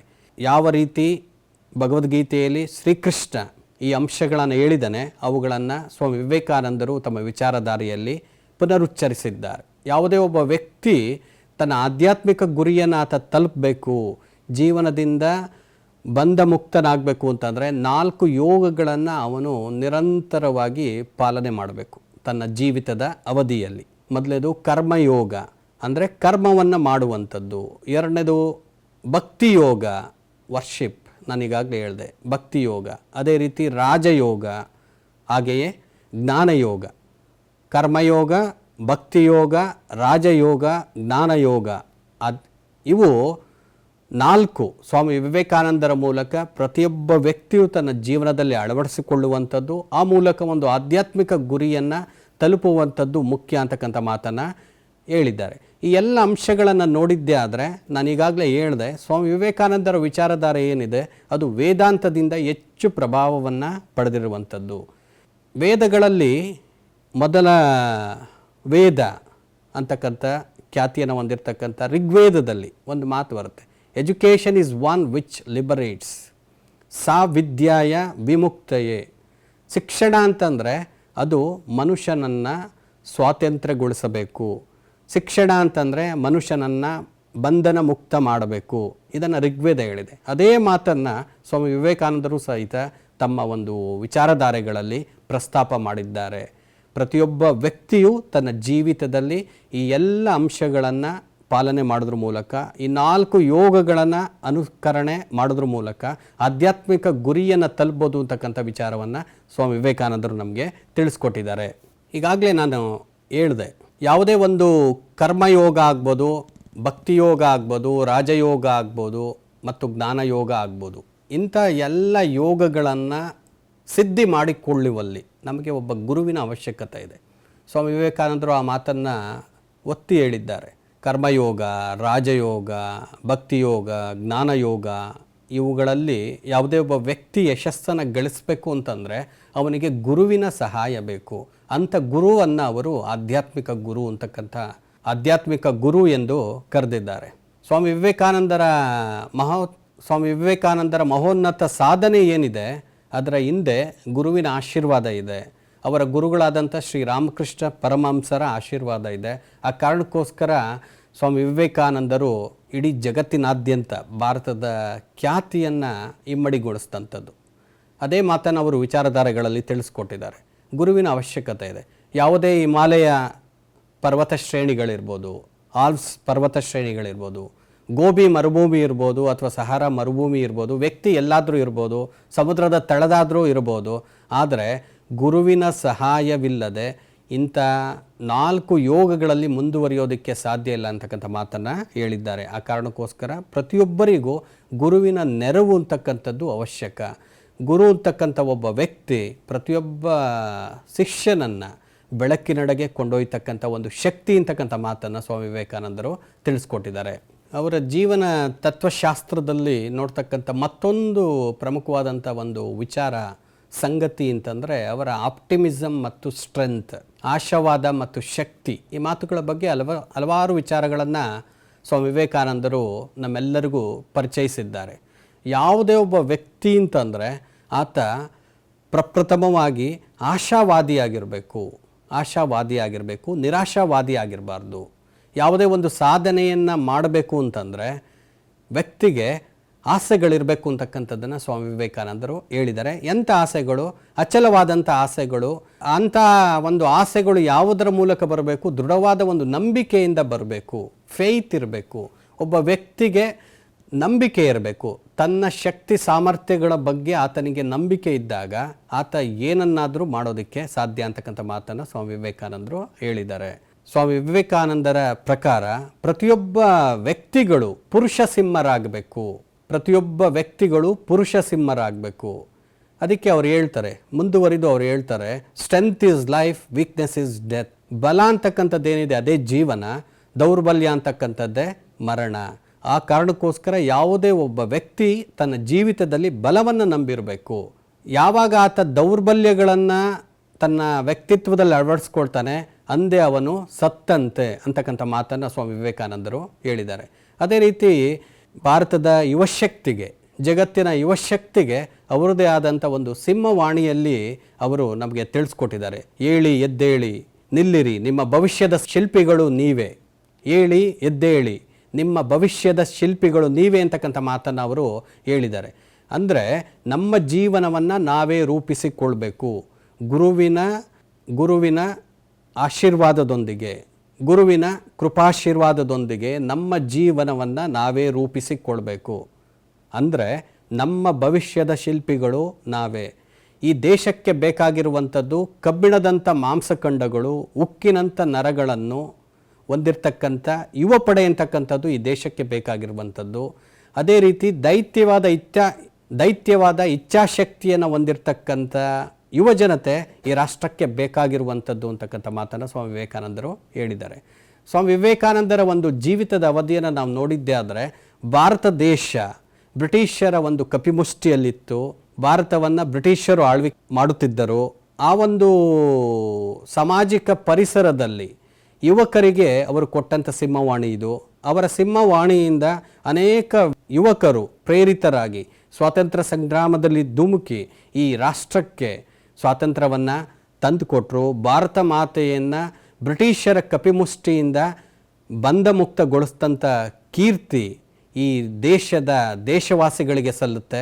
ಆ ಎಲ್ಲ ದೇಶವಾಸಿಗಳು ಸಹ ಸ್ವಾಮಿ ವಿವೇಕಾನಂದರ ಮಾತುಗಳಿಂದ ಪ್ರೇರಣೆಯನ್ನು ಪಡೆದಂಥದ್ದು. ಇದು ಅವರ ಒಂದು ಆಶಾವಾದ. ವ್ಯಕ್ತಿಗೆ ಜೀವನದ ಬಗ್ಗೆ ಆಸೆ ಇರಬೇಕು, ಅಂದರೆ ಸಾಧನೆಯ ಬಗ್ಗೆ ಆಸೆ ಇರಬೇಕು. ಸಾಧನೆಯನ್ನು ಮಾಡೋದಕ್ಕೋಸ್ಕರ ಈ ಜೀವನ ಅಂತಕ್ಕಂಥದ್ದು ಇದೆ ಅಂತಕ್ಕಂಥ ಒಂದು ಮಾತನ್ನು ಅವರು ತಿಳಿಸ್ಕೊಟ್ಟಿದ್ದಾರೆ. ಆ ಕಾರಣಕ್ಕೋಸ್ಕರವೇ ಅವರು ಬಲವೇ ಜೀವನ, ದೌರ್ಬಲ್ಯವೇ ಮರಣ ಅಂತಕ್ಕಂಥ ಮಾತನ್ನು ಸಹ ಹೇಳಿದ್ದಾರೆ. ಹೀಗೆ ಅವರ ವಿಚಾರಧಾರೆಗಳನ್ನು ನಾವು ನೋಡ್ಬೋದು. ಅವರ ಪ್ರಕಾರ ಯಾವುದೇ ಒಬ್ಬ ವ್ಯಕ್ತಿ ಅಂತಂದರೆ ಎಲ್ಲ ಶಕ್ತಿ ಸಾಮರ್ಥ್ಯವೂ ಸಹ ವ್ಯಕ್ತಿನಲ್ಲಿದೆ. ಪ್ರತಿಯೊಬ್ಬ ವ್ಯಕ್ತಿಗಳು ಶೌರ್ಯ, ತ್ಯಾಗ ಇವುಗಳನ್ನೇನು ಮಾಡಬೇಕು, ಅಳವಡಿಸ್ಕೋಬೇಕು. ಈ ರೀತಿ ಅಳವಡಿಸ್ಕೊಂಡಿದ್ದೇ ಆದರೆ ಜೀವನದಲ್ಲಿ ಏನಾದರೂ ಸಾಧನೆ ಮಾಡ್ಬೋದು ಅಂತಕ್ಕಂಥ ಮಾತನ್ನು ಸ್ವಾಮಿ ವಿವೇಕಾನಂದರು ಹೇಳಿದ್ದಾರೆ. Life is so short, it is better to die for a noble cause ಅಂತಕ್ಕಂಥ ಮಾತನ್ನು ಸ್ವಾಮಿ ವಿವೇಕಾನಂದರು ಹೇಳಿದ್ದಾರೆ. ಜೀವನ ಅಂತಕ್ಕಂಥದ್ದು ಭಾಳ ಕ್ಷಣಿಕವಾದಂಥದ್ದು. ನಮ್ಮ ಜೀವಿತ ಅವಧಿಯಲ್ಲಿ ಏನಾದರೂ ಒಂದು ಮಹಾನ್ ಸಾಧನೆಯನ್ನು ಮಾಡುವಂಥದ್ದು ಅತ್ಯಂತ ಅವಶ್ಯಕ ಅಂತಕ್ಕಂಥ ಮಾತನ್ನು ಹೇಳಿದ್ದಾರೆ. ಅದೇ ರೀತಿ ಅವರು ಜೀವನದ ಉದ್ದಕ್ಕೂ ಪಾಲನೆ ಮಾಡಿದಂಥದ್ದು. ಸ್ವಾಮಿ ವಿವೇಕಾನಂದರು ಬದುಕಿದ್ದು ಕೇವಲ 39 ವರ್ಷ, ಆದರೆ ಅವರು ಮಾಡಿರ್ತಕ್ಕಂಥ ಸಾಧನೆ ಅಪಾರವಾದಂಥದ್ದು. ಈ ರಾಷ್ಟ್ರಕ್ಕೆ ಅವರು ನೀಡಿರ್ತಕ್ಕಂಥ ಒಂದು ಕೊಡುಗೆ, ಅವರ ಒಂದು ವಿಚಾರಧಾರೆ ನಿಜವಾಗ್ಲೂ ಒಂದು ಶ್ರೀರಕ್ಷೆ ಅಂತಕ್ಕಂಥ ಮಾತನ್ನು ನಾನು ಹೇಳೋದಕ್ಕೆ ಇಷ್ಟಪಡ್ತೇನೆ. ಸ್ವಾಮಿ ವಿವೇಕಾನಂದರು ಒಬ್ಬ ಮಹಾನ್ ರಾಷ್ಟ್ರ ಸಂತರು. ಏನಾದರೂ ಒಂದು ರಾಷ್ಟ್ರದಲ್ಲಿ ದೇಶಭಕ್ತಿಯ ಪ್ರತಿರೂಪವನ್ನು ನಾವು ನೋಡಬೇಕು ಅಂತಂದರೆ ಸ್ವಾಮಿ ವಿವೇಕಾನಂದರನ್ನು ನೋಡಿದ್ರೆ ಅವರ ರಾಷ್ಟ್ರಭಕ್ತಿ, ದೇಶಭಕ್ತಿ ಎಂಥದ್ದು ಅಂತಕ್ಕಂಥದ್ದು ನಮ್ಗೆ ಅರ್ಥ ಆಗುತ್ತೆ. ಅವರು ಒಬ್ಬ ಮ್ಯಾಚ್ಲೆಸ್ ಪೇಟ್ರಿಯಾಟ್, ಅವರಿಗೆ ಅವರೇ ಸರಿಸಾಟಿ. ಸ್ವಾಮಿ ವಿವೇಕಾನಂದರಿಗೆ ರಾಷ್ಟ್ರಭಕ್ತಿಯಲ್ಲಿ ಅವರಿಗೆ ಅವರು ಸರಿಸಾಟಿ. ಅವರನ್ನು ಮೀರಿಸುವಂಥ ರಾಷ್ಟ್ರಭಕ್ತರು ಇನ್ನೊಬ್ಬರಿಲ್ಲ ಅಂತಕ್ಕಂಥ ಮಾತನ್ನು ನಾವು ಅರ್ಥ ಮಾಡ್ಕೋಬೇಕು. ಅವರು ಈ ರಾಷ್ಟ್ರದ ಯುವಕರಿಗೆ ಕರೆ ಕೊಟ್ಟಂಥದ್ದು ರಾಷ್ಟ್ರದ ಉನ್ನತಿಗೆ ಶ್ರಮಿಸಬೇಕು, ಯುವಕರು ನಿದ್ರೆಯಿಂದ ಏಳಬೇಕು, ರಾಷ್ಟ್ರದ ಒಂದು ಜನಜೀವನದಲ್ಲಿ ಅವರು ಸಕ್ರಿಯವಾಗಿ ಪಾಲ್ಗೊಳ್ಬೇಕು ಅಂತಕ್ಕಂಥ ಮಾತನ್ನು ಅವರು ಹೇಳಿದ್ದಾರೆ. ಅವರು ಸದಾಕಾಲ ಭಾರತವನ್ನು ವಿಶ್ವಗುರು ಸ್ಥಾನದಲ್ಲಿರಿಸಲು, ಭಾರತವನ್ನು ಜಗದ್ಗುರು ಸ್ಥಾನದಲ್ಲಿರಿಸಲು ಪ್ರಯತ್ನವನ್ನು ಪಟ್ಟಂಥವರು. ಅವರ ಪ್ರಕಾರ ಭಾರತ ಅಂತಂದರೆ ಅದು ಮತ್ತೆ ಗತಕಾಲದ ಒಂದು ಪರಮ ವೈಭವ ಏನಿದೆ ಅದನ್ನು ಮರಳಿ ಪಡಿಬೇಕು ಅಂತಕ್ಕಂಥ ಕನಸನ್ನು ಸ್ವಾಮಿ ವಿವೇಕಾನಂದರು ಕಂಡಿದ್ದರು. ಅದು ಅವರ ಒಂದು ಜೀವನ ತತ್ವಶಾಸ್ತ್ರ. ಭಾರತಕ್ಕಿರ್ತಕ್ಕಂಥ ಅಪಾರವಾದ ಮಹೋನ್ನತವಾದ ಗೌರವವನ್ನು ಮತ್ತೆ ತಂದುಕೊಡಬೇಕು ಅಂತಕ್ಕಂಥ ಒಂದು ನಿಟ್ಟಿನಲ್ಲಿ ಅವರ ಬದುಕಿನುದ್ದಕ್ಕೂ ಅವರು ಪಟ್ಟಂಥ ಶ್ರಮ ಅಷ್ಟಿಷ್ಟಲ್ಲ. ಆ ಕಾರಣಕ್ಕೋಸ್ಕರ ಆ ಎಲ್ಲ ಮಹಾತ್ಮರ ಒಂದು ಕಾರ್ಯಗಳಿಂದ ಇವತ್ತು ಭಾರತ ಅತ್ಯಂತ ಸದೃಢವಾಗಿದೆ, ಸಮರ್ಥವಾಗಿದೆ. ಅವರ ಮಾನವತಾವಾದ, ಸ್ವಾಮಿ ವಿವೇಕಾನಂದರು ಮಾನವತಾವಾದದಲ್ಲಿ ನಂಬಿಕೆಯನ್ನು ಹೊಂದಿದಂಥವರು, ಸರ್ವಧರ್ಮ ಸಮನ್ವಯದಲ್ಲಿ ನಂಬಿಕೆಯನ್ನು ಹೊಂದಿದಂಥವರು, ಮಾನವನ ಪ್ರೀತಿ, ಕರುಣೆ ಇವುಗಳಲ್ಲಿ ಅಪಾರವಾದ ಶ್ರದ್ಧೆಯನ್ನು ಇಟ್ಕೊಂಡಂಥವರು ಸ್ವಾಮೀಜಿಯವರು. ಅವರ ಮಾನವೀಯತೆ ಏನಿದೆ ಅದೇ ದೊಡ್ಡ ಧರ್ಮ. ಅವರು ಇಡೀ ಜಗತ್ತಿಗೆ ಸಾರಿದಂಥ ಒಂದು ವಿಚಾರಧಾರೆ ಏನಪ್ಪ ಅಂತಂದರೆ, ಇಡೀ ಮಾನವ ಕುಲ, ಇಡೀ ಮನುಷ್ಯ ಕುಲ ಒಂದು ಧರ್ಮವನ್ನು ಪಾಲನೆ ಮಾಡಬೇಕು, ಅದು ಮಾನವೀಯತೆಯ ಧರ್ಮ. ಅದನ್ನು ಬಿಟ್ಟು ಬೇರೆ ಯಾವ ಧರ್ಮಗಳು ಇಲ್ಲ ಅಂತಕ್ಕಂಥ ಮಾತನ್ನು ಅವರು ಹೇಳಿದ್ದಾರೆ. ಮನುಷ್ಯನನ್ನು ಗೌರವಿಸಬೇಕು. ಮನುಷ್ಯನನ್ನು ಗೌರವಿಸಿದರೆ ಆ ಮನುಷ್ಯನಲ್ಲಿರ್ತಕ್ಕಂಥ ದೈವತ್ವವನ್ನು ಗೌರವಿಸಿದ ಹಾಗೆ ಮನುಷ್ಯನ ದೈವತ್ವವನ್ನು ನಾವು ಗೌರವಿಸಿದರೆ ಅದು ಪರಮಾತ್ಮನಿಗೆ ಸಲ್ಲುವ ಒಂದು ಪೂಜೆ ಅಂತಕ್ಕಂಥ ಮಾತನ್ನು ಸ್ವಾಮಿ ವಿವೇಕಾನಂದರು ನಮ್ಮೆಲ್ಲರಿಗೂ ತಿಳಿಸ್ಕೊಟ್ಟಿದ್ದಾರೆ. ಅಂಥ ಒಂದು ಮಾನವೀಯ ಧರ್ಮವನ್ನು ಪಾಲನೆ ಮಾಡುವಂಥ ಸಂದರ್ಭದಲ್ಲಿ ನಮಗೆ ಯಾವುದೇ ಒಂದು ಜಾತಿ ಆಗ್ಬೋದು, ಧರ್ಮ ಆಗ್ಬೋದು, ಅಥವಾ ಭಾಷೆ ಆಗ್ಬೋದು, ಇಂಥ ಯಾವುದೇ ತಾರತಮ್ಯಗಳು ನಮ್ಮ ಮನಸ್ಸಿಗೆ ಬರಬಾರ್ದು. ಅವೆಲ್ಲವೂ ನಮ್ಮ ಮನಸ್ಸಿನಿಂದ ದೂರವಾಗಬೇಕು ಅಂತಕ್ಕಂಥ ಮಾತನ್ನು ಹೇಳಿದ್ದಾರೆ. ಆ ಕಾರಣಕ್ಕೋಸ್ಕರ ಮಾನವತಾವಾದ ಏನಿದೆ ಅದರ ಅಗ್ರಗಣ್ಯ ಪ್ರತಿಪಾದಕರಾಗಿ ಸ್ವಾಮಿ ವಿವೇಕಾನಂದರು ನಮಗೆ ಕಂಡು ಬರ್ತಾರೆ. ಅವರ ಜೀವನ ತತ್ವಶಾಸ್ತ್ರದಲ್ಲಿ ಈ ಅಂಶಗಳಿಗೆ ವಿಶೇಷವಾದಂಥ ಒಂದು ಪ್ರಾತಿನಿಧ್ಯತೆಯನ್ನು ಅವರು ನೀಡಿದಂಥದ್ದು ಇಂದಿಗೂ ನಮ್ಮೆಲ್ಲರಿಗೂ ಬೆಳಕಾಗಿದೆ ಅಂತ ನಾವಾದರೂ ಭಾವಿಸ್ಬೋದು. ಸ್ವಾಮಿ ವಿವೇಕಾನಂದರು ಸೇವೆಯ ಬಗ್ಗೆ ಹಲವಾರು ವಿಚಾರಗಳನ್ನು ತಿಳಿಸ್ಕೊಟ್ಟಿದ್ದಾರೆ. ಅವರ ಜೀವನ ತತ್ವಶಾಸ್ತ್ರವನ್ನು ನಾವೇನಾದರೂ ಅವಲೋಕನ ಮಾಡಿದ್ದೇ ಆದರೆ ಸ್ವಾಮಿ ವಿವೇಕಾನಂದರು ಬದುಕಿನ ಉದ್ದಕ್ಕೂ ಈ ಅಂಶಗಳನ್ನು ಪರಿಪಾಲನೆ ಮಾಡಿದಂಥದ್ದು. ಅವರ ಪ್ರಕಾರ ಮಾನವನ ಆತ್ಮದ ಪೂಜೆ ಏನಿದೆ ಅದೇ ನಿಜವಾದಂಥ ದೇವರ ಪೂಜೆ. ನಾನೀಗಾಗಲೇ ಹೇಳಿದೆ, ಮನುಷ್ಯರನ್ನು ಗೌರವಿಸುವಂಥದ್ದು ಅಂತಂದರೆ ಮನುಷ್ಯರನ್ನು ವರ್ಷಿಪ್ ಮಾಡುವಂಥದ್ದು, ಪೂಜೆ ಮಾಡುವಂಥದ್ದು. ಆ ರೀತಿ ಮಾಡಿದ್ದೇ ಆದರೆ ಅದೇ ನಿಜವಾದಂಥ ದೇವರ ಪೂಜೆ. ದೇವರ ಪೂಜೆಗೆಂದು ಯಾವುದೇ ಒಂದು ಮಂದಿರಕ್ಕೆ ಹೋಗುವಂಥ ಅವಶ್ಯಕತೆ ಇಲ್ಲ. ಇನ್ನೊಬ್ಬ ನಮ್ಮ ಸನಿಹದಲ್ಲಿರ್ತಕ್ಕಂಥ ಮಾನವನನ್ನು ಗೌರವಿಸುವಂಥದ್ದು, ನಮ್ಮ ಅಕ್ಕಪಕ್ಕ ಇರ್ತಕ್ಕಂಥ ವ್ಯಕ್ತಿಗಳನ್ನು ಗೌರವಿಸುವಂಥದ್ದು ಏನಿದೆ ಅದೇ ನಿಜವಾದಂಥ ಒಂದು ದೇವರ ಪೂಜೆ ಅಂತಕ್ಕಂಥ ಮಾತನ್ನು ಅವರು ಹೇಳಿದ್ದಾರೆ. ಪ್ರೀತಿ ಮತ್ತು ಚಾರಿತ್ರ್ಯ ಈ ಎರಡು ಅಂಶಗಳೇನಿದ್ದಾವೆ ಇವು ಪ್ರತಿಯೊಬ್ಬ ಮನುಷ್ಯನಿಗೆ ಇರಬೇಕಾದಂಥ ಅಂಶಗಳು. ಯಾವುದೇ ಒಬ್ಬ ವ್ಯಕ್ತಿಯ ವ್ಯಕ್ತಿತ್ವದಲ್ಲಿ ಪ್ರೀತಿ ಮತ್ತು ಚಾರಿತ್ರ್ಯ ಅಂತಕ್ಕಂಥ ಎರಡು ಅಂಶಗಳಿರಬೇಕು. ಅವು ಗ್ರೇಟ್ನೆಸ್ ಅಂತ ನಾವೇನು ಕರಿತೀವಿ, ಮಹಾನ್ನತೆ, ಅದರ ಒಂದು ಆಧಾರಗಳು. ಯಾವುದೇ ಒಬ್ಬ ವ್ಯಕ್ತಿ ಮಹೋನ್ನತ ಸಾಧನೆಯನ್ನು ಮಾಡಬೇಕು ಅಂತಂದರೆ ಮೂಲಭೂತವಾಗಿ ಆತನಲ್ಲಿ ಒಂದು ಪ್ರೀತಿ ಇರಬೇಕು, ಸರ್ವರ ಬಗ್ಗೆ ಒಂದು ಪ್ರೀತಿ, ಹಾಗೆಯೇ ಆತ ಒಂದು ಚಾರಿತ್ರ್ಯವನ್ನು ಹೊಂದಿರಬೇಕು, ಉತ್ತಮವಾದ ಚಾರಿತ್ರ್ಯವನ್ನು ಹೊಂದಿರಬೇಕು. ಸ್ವಾಮಿ ವಿವೇಕಾನಂದರು ಬದುಕಿನುದ್ದಕ್ಕೂ ಇದನ್ನು ನಮಗೇನು ಮಾಡಿದ್ದಾರೆ, ಪ್ರಾತ್ಯಕ್ಷಿಕೆ ಮಾಡಿ ತೋರಿಸಿದ್ದಾರೆ. ಯಾವ ರೀತಿ ಜೀವನದಲ್ಲಿ ನಾವು ಪ್ರೀತಿಯನ್ನು ಹೊಂದಿರಬೇಕು, ಹಾಗೆಯೇ ಚಾರಿತ್ರ್ಯವನ್ನು ಕಾಪಾಡಿಕೊಂಡಿರಬೇಕು ಅಂತಕ್ಕಂಥ ಅಂಶಗಳನ್ನು ಅವರು ನಮಗೆ ತೋರಿಸ್ಕೊಟ್ಟಿದ್ದಾರೆ.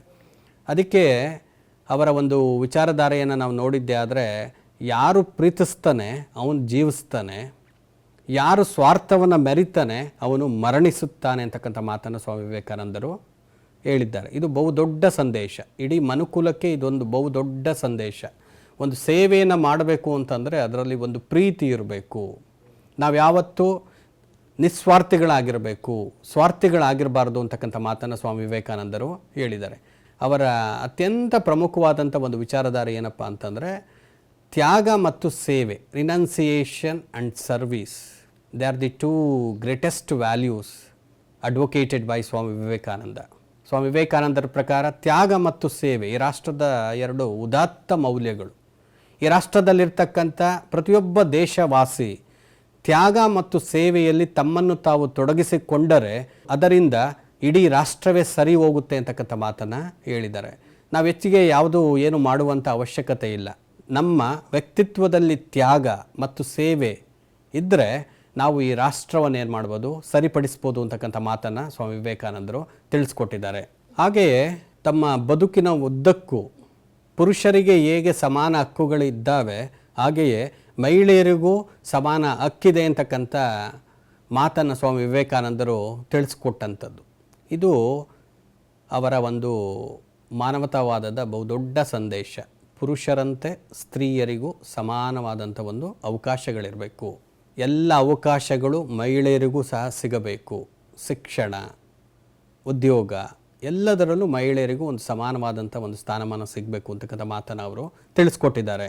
ಅವರ ಅನೇಕ ಭಾಷಣಗಳಲ್ಲಿ, ಅವರ ಅನೇಕ ಬರಹಗಳಲ್ಲಿ ಅವರು ತಿಳಿಸ್ಕೊಟ್ಟಿರ್ತಕ್ಕಂಥದ್ದು ಈ ರಾಷ್ಟ್ರ ಕಂಡಂಥ ಬಹುದೊಡ್ಡ ಮಹಿಳಾ ಮಣಿಗಳನ್ನು, ಈ ರಾಷ್ಟ್ರ ಕಂಡಂಥ ಪತುರತೆ ಸ್ತ್ರೀಯರಾದಂಥ ಸೀತಾಮಾತೆ, ಮೈತ್ರೇಯಿ, ಲೀಲಾ, ಅಹಲ್ಯಾಬಾಯಿ, ಮೀರಾ, ಝಾನ್ಸಿ ರಾಣಿ ಲಕ್ಷ್ಮೀಬಾಯಿ ಇವರುಗಳು ಈ ದೇಶಕ್ಕೆ ಆದರ್ಶಗಳಾಗಬೇಕು ಅಂತಕ್ಕಂಥ ಮಾತನ್ನು ಸ್ವಾಮಿ ವಿವೇಕಾನಂದರು ತಿಳಿಸಿದ್ದಾರೆ. ಇಂಥ ಮಹಿಳೆಯರು ನಮ್ಮೆಲ್ಲರಿಗೂ ಆದರ್ಶಗಳಾಗಬೇಕು.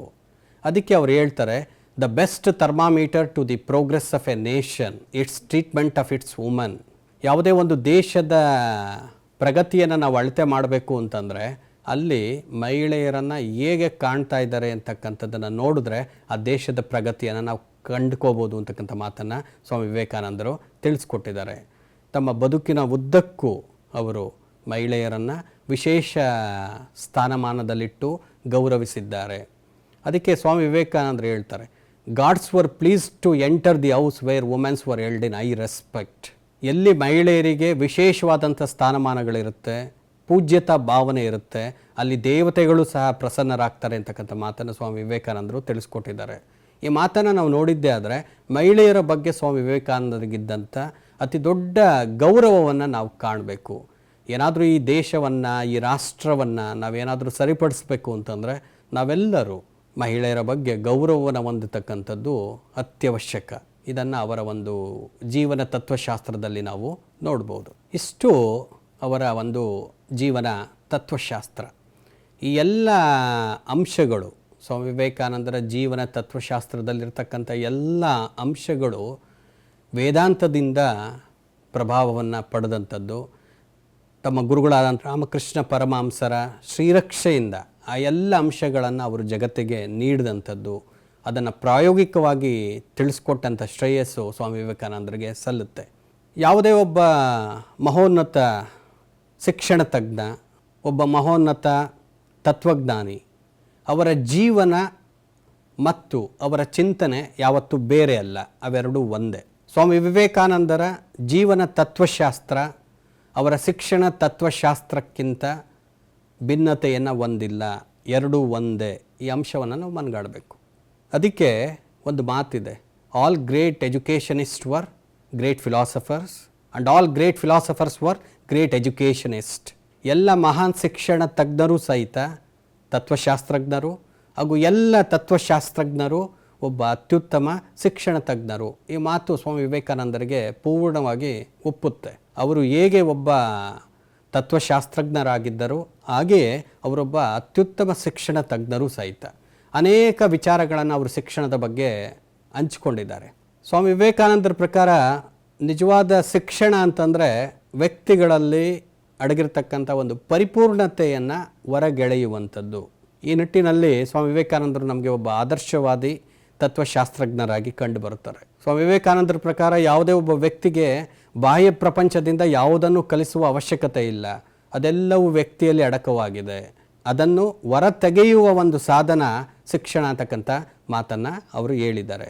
The manifestation of divine perfection which is already existed in man is nothing but education ಅಂತಕ್ಕಂಥ ಮಾತನ್ನು ಅವರು ಹೇಳಿದ್ದಾರೆ. ಆದ್ದರಿಂದ ಅವರ ಪ್ರಕಾರ ವಿಶ್ವದ ಸಮಗ್ರ ಜ್ಞಾನ ವ್ಯಕ್ತಿಯ ಆಂತರ್ಯದಲ್ಲಿದೆ. ಆ ಕಾರಣಕ್ಕೋಸ್ಕರನೇ ಸ್ವಾಮಿ ವಿವೇಕಾನಂದರು ಒಬ್ಬ ಆದರ್ಶವಾದಿಯಾಗಿ ನಮಗೆ ಕಂಡು ಬರ್ತಾರೆ, ಒಬ್ಬ ಆದರ್ಶವಾದಿ ತತ್ವಶಾಸ್ತ್ರಜ್ಞರಾಗಿ ನಮಗೆ ಕಂಡು ಬರ್ತಾರೆ, ಒಬ್ಬ ಆದರ್ಶವಾದಿ ಶಿಕ್ಷಣ ತಜ್ಞರಾಗಿ ನಮಗೆ ಅವರು ಕಂಡು ಬರ್ತಾರೆ. ಅವರ ಪ್ರಕಾರ ಶಿಕ್ಷಣದ ಅರ್ಥಗಳನ್ನು ನಾವು ನೋಡೋದೇ ಆದರೆ ಈ ಎಲ್ಲ ಅಂಶಗಳನ್ನು ನಾವು ಗಮನಿಸ್ಬೋದು. ಮಾನವನಲ್ಲಿ ಅಡಕವಾಗಿರುವ ದೈವಿಪೂರ್ಣ ಪರಿಪೂರ್ಣತೆಯನ್ನು ಹೊರಗೆಳೆಯುವುದೇ ಶಿಕ್ಷಣ. The manifestation of divine perfection which is already existed in man is nothing but education ಅಂತಕ್ಕಂಥ ಮಾತನ್ನು ಸ್ವಾಮಿ ವಿವೇಕಾನಂದರು ಹೇಳಿದ್ದಾರೆ. ಸ್ವಾಮಿ ವಿವೇಕಾನಂದರ ಪ್ರಕಾರ ಶಿಕ್ಷಣ ಅಂತಕ್ಕಂಥದ್ದು ಯಾವತ್ತೂ ಅದು ಮಾಹಿತಿಯಲ್ಲ. ಆದರೆ ಇವತ್ತಿನ ಒಂದು ಕಾಲಮಾನದಲ್ಲಿ ನಾವೆಲ್ಲರೂ ಶಿಕ್ಷಣ ಅಂತಂದರೆ ಅದನ್ನು ಕೇವಲ ಮಾಹಿತಿಗೆ ಸೀಮಿತಗೊಳಿಸ್ಬಿಟ್ಟಿದ್ದೀವಿ. ಶಿಕ್ಷಣ ಅಂತಂದರೆ ಅದು ಕೇವಲ ಮಾಹಿತಿಯಲ್ಲ. ಸ್ವಾಮಿ ವಿವೇಕಾನಂದರ ಪ್ರಕಾರ ಶಿಕ್ಷಣ ಅಂತಕ್ಕಂಥದ್ದು ಏನಾದರೂ ಮಾಹಿತಿ ಆದರೆ ಗ್ರಂಥಾಲಯಗಳೆಲ್ಲ ಏನಿದ್ದಾವೆ ಅವೆಲ್ಲವೂ ಜಗತ್ತಿನ ಸರ್ವಶ್ರೇಷ್ಠ ಸಂತರಾಗಿ ಬಿಡ್ತಾ ಇದ್ದು.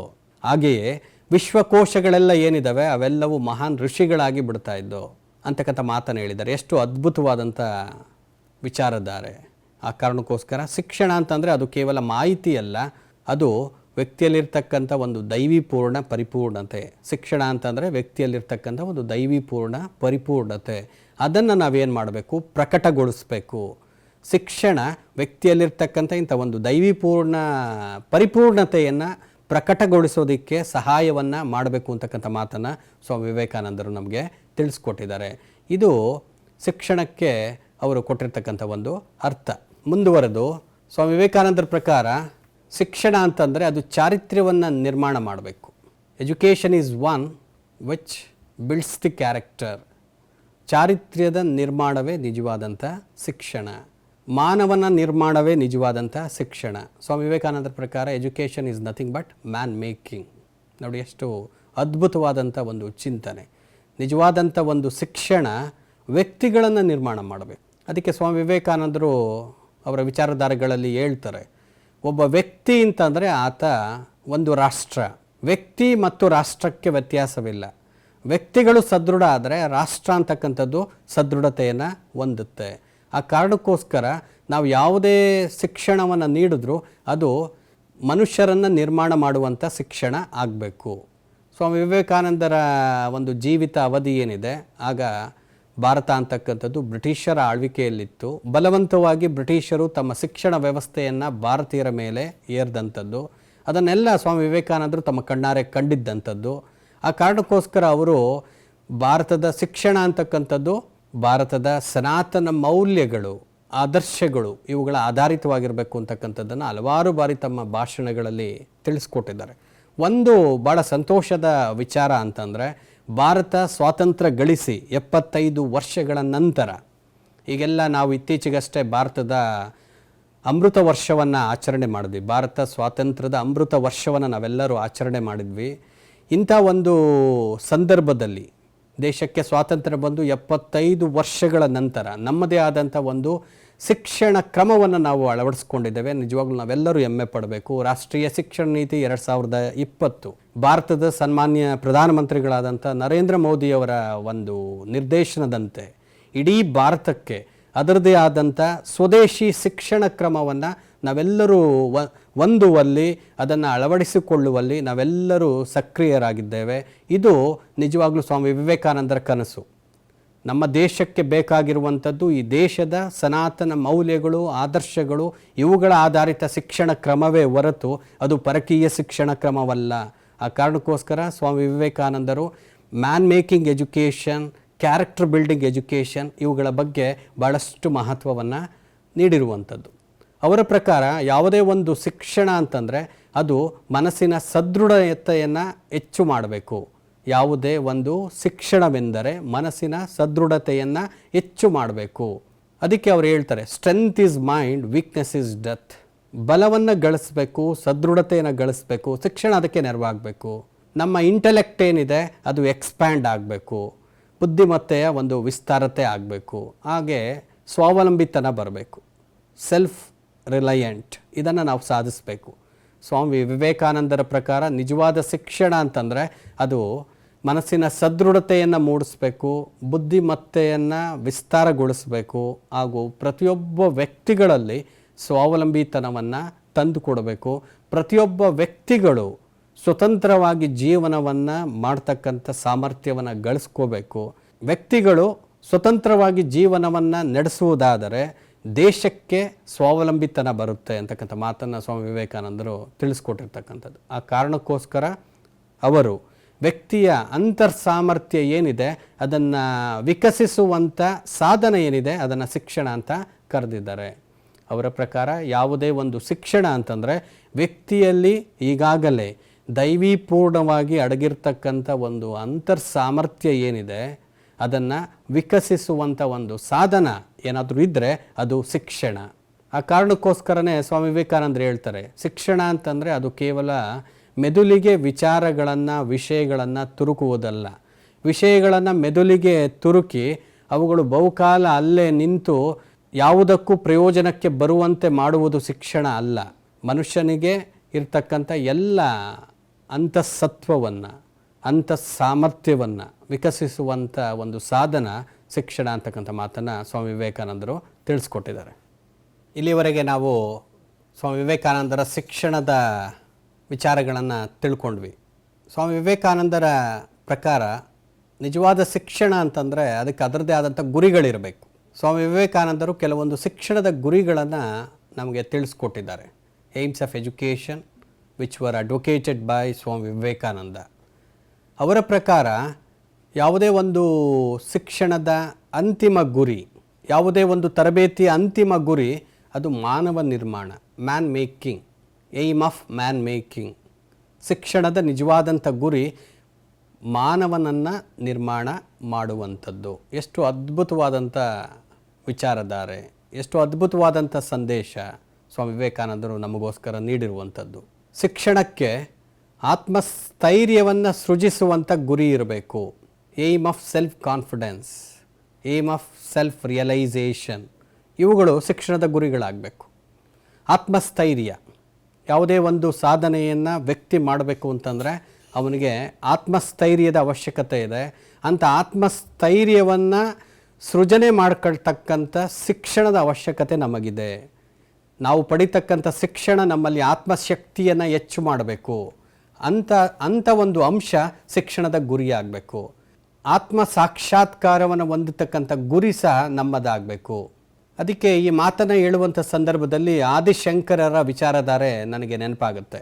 ಇಡೀ ರಾಷ್ಟ್ರದಲ್ಲಿ ಆದಿಶಂಕರರ ನಂತರ ಅತ್ಯುತ್ತಮವಾದಂಥ ವಿಚಾರಧಾರೆಗಳನ್ನು ವೇದಾಂತದ ಆಧಾರದಲ್ಲಿ ತಿಳಿಸಿಕೊಟ್ಟಂಥವರು ಸ್ವಾಮಿ ವಿವೇಕಾನಂದರು.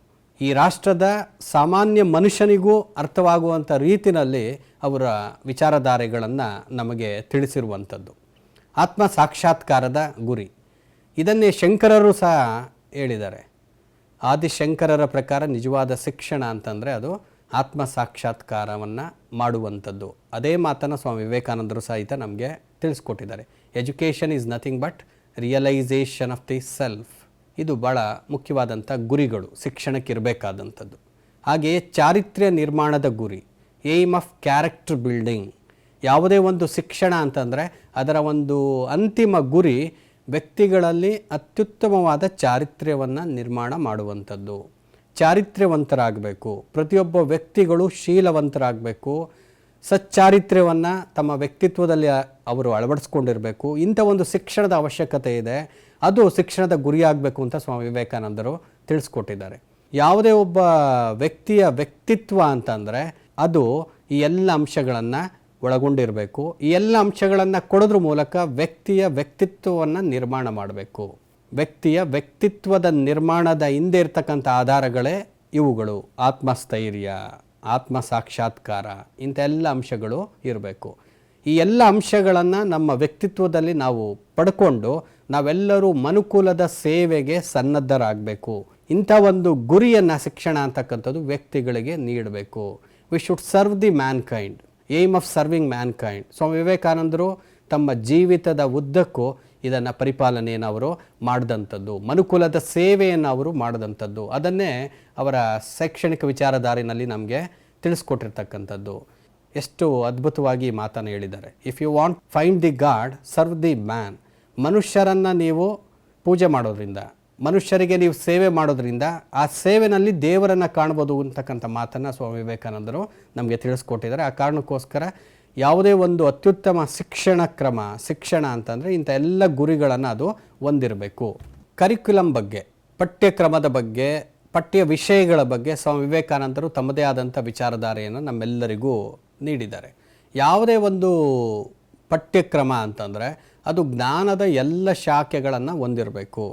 ಜ್ಞಾನದ ಶಾಖೆಗಳು ಏನೆಲ್ಲ ಇದ್ದಾವೆ ಅವೆಲ್ಲವೂ ಅಧ್ಯಯನಕ್ಕೆ ಇರಬೇಕಾದಂಥದ್ದು ಬಹು ಮುಖ್ಯವಾದಂಥ ವಿಚಾರ ಅಂತ ಸ್ವಾಮಿ ವಿವೇಕಾನಂದರು ತಿಳಿಸ್ಕೊಟ್ಟಿದ್ದಾರೆ. ಅಂದರೆ ಅವರ ಪ್ರಕಾರ ಒಂದು ಪಠ್ಯಕ್ರಮ ಅಥವಾ ಒಂದು ಪಠ್ಯ ವಿಷಯ ಎಲ್ಲ ವಿಷಯಗಳ ಜ್ಞಾನ ಶಾಖೆಯಿಂದ ಬಂದಿರೋದು ಆಗಿರಬೇಕು.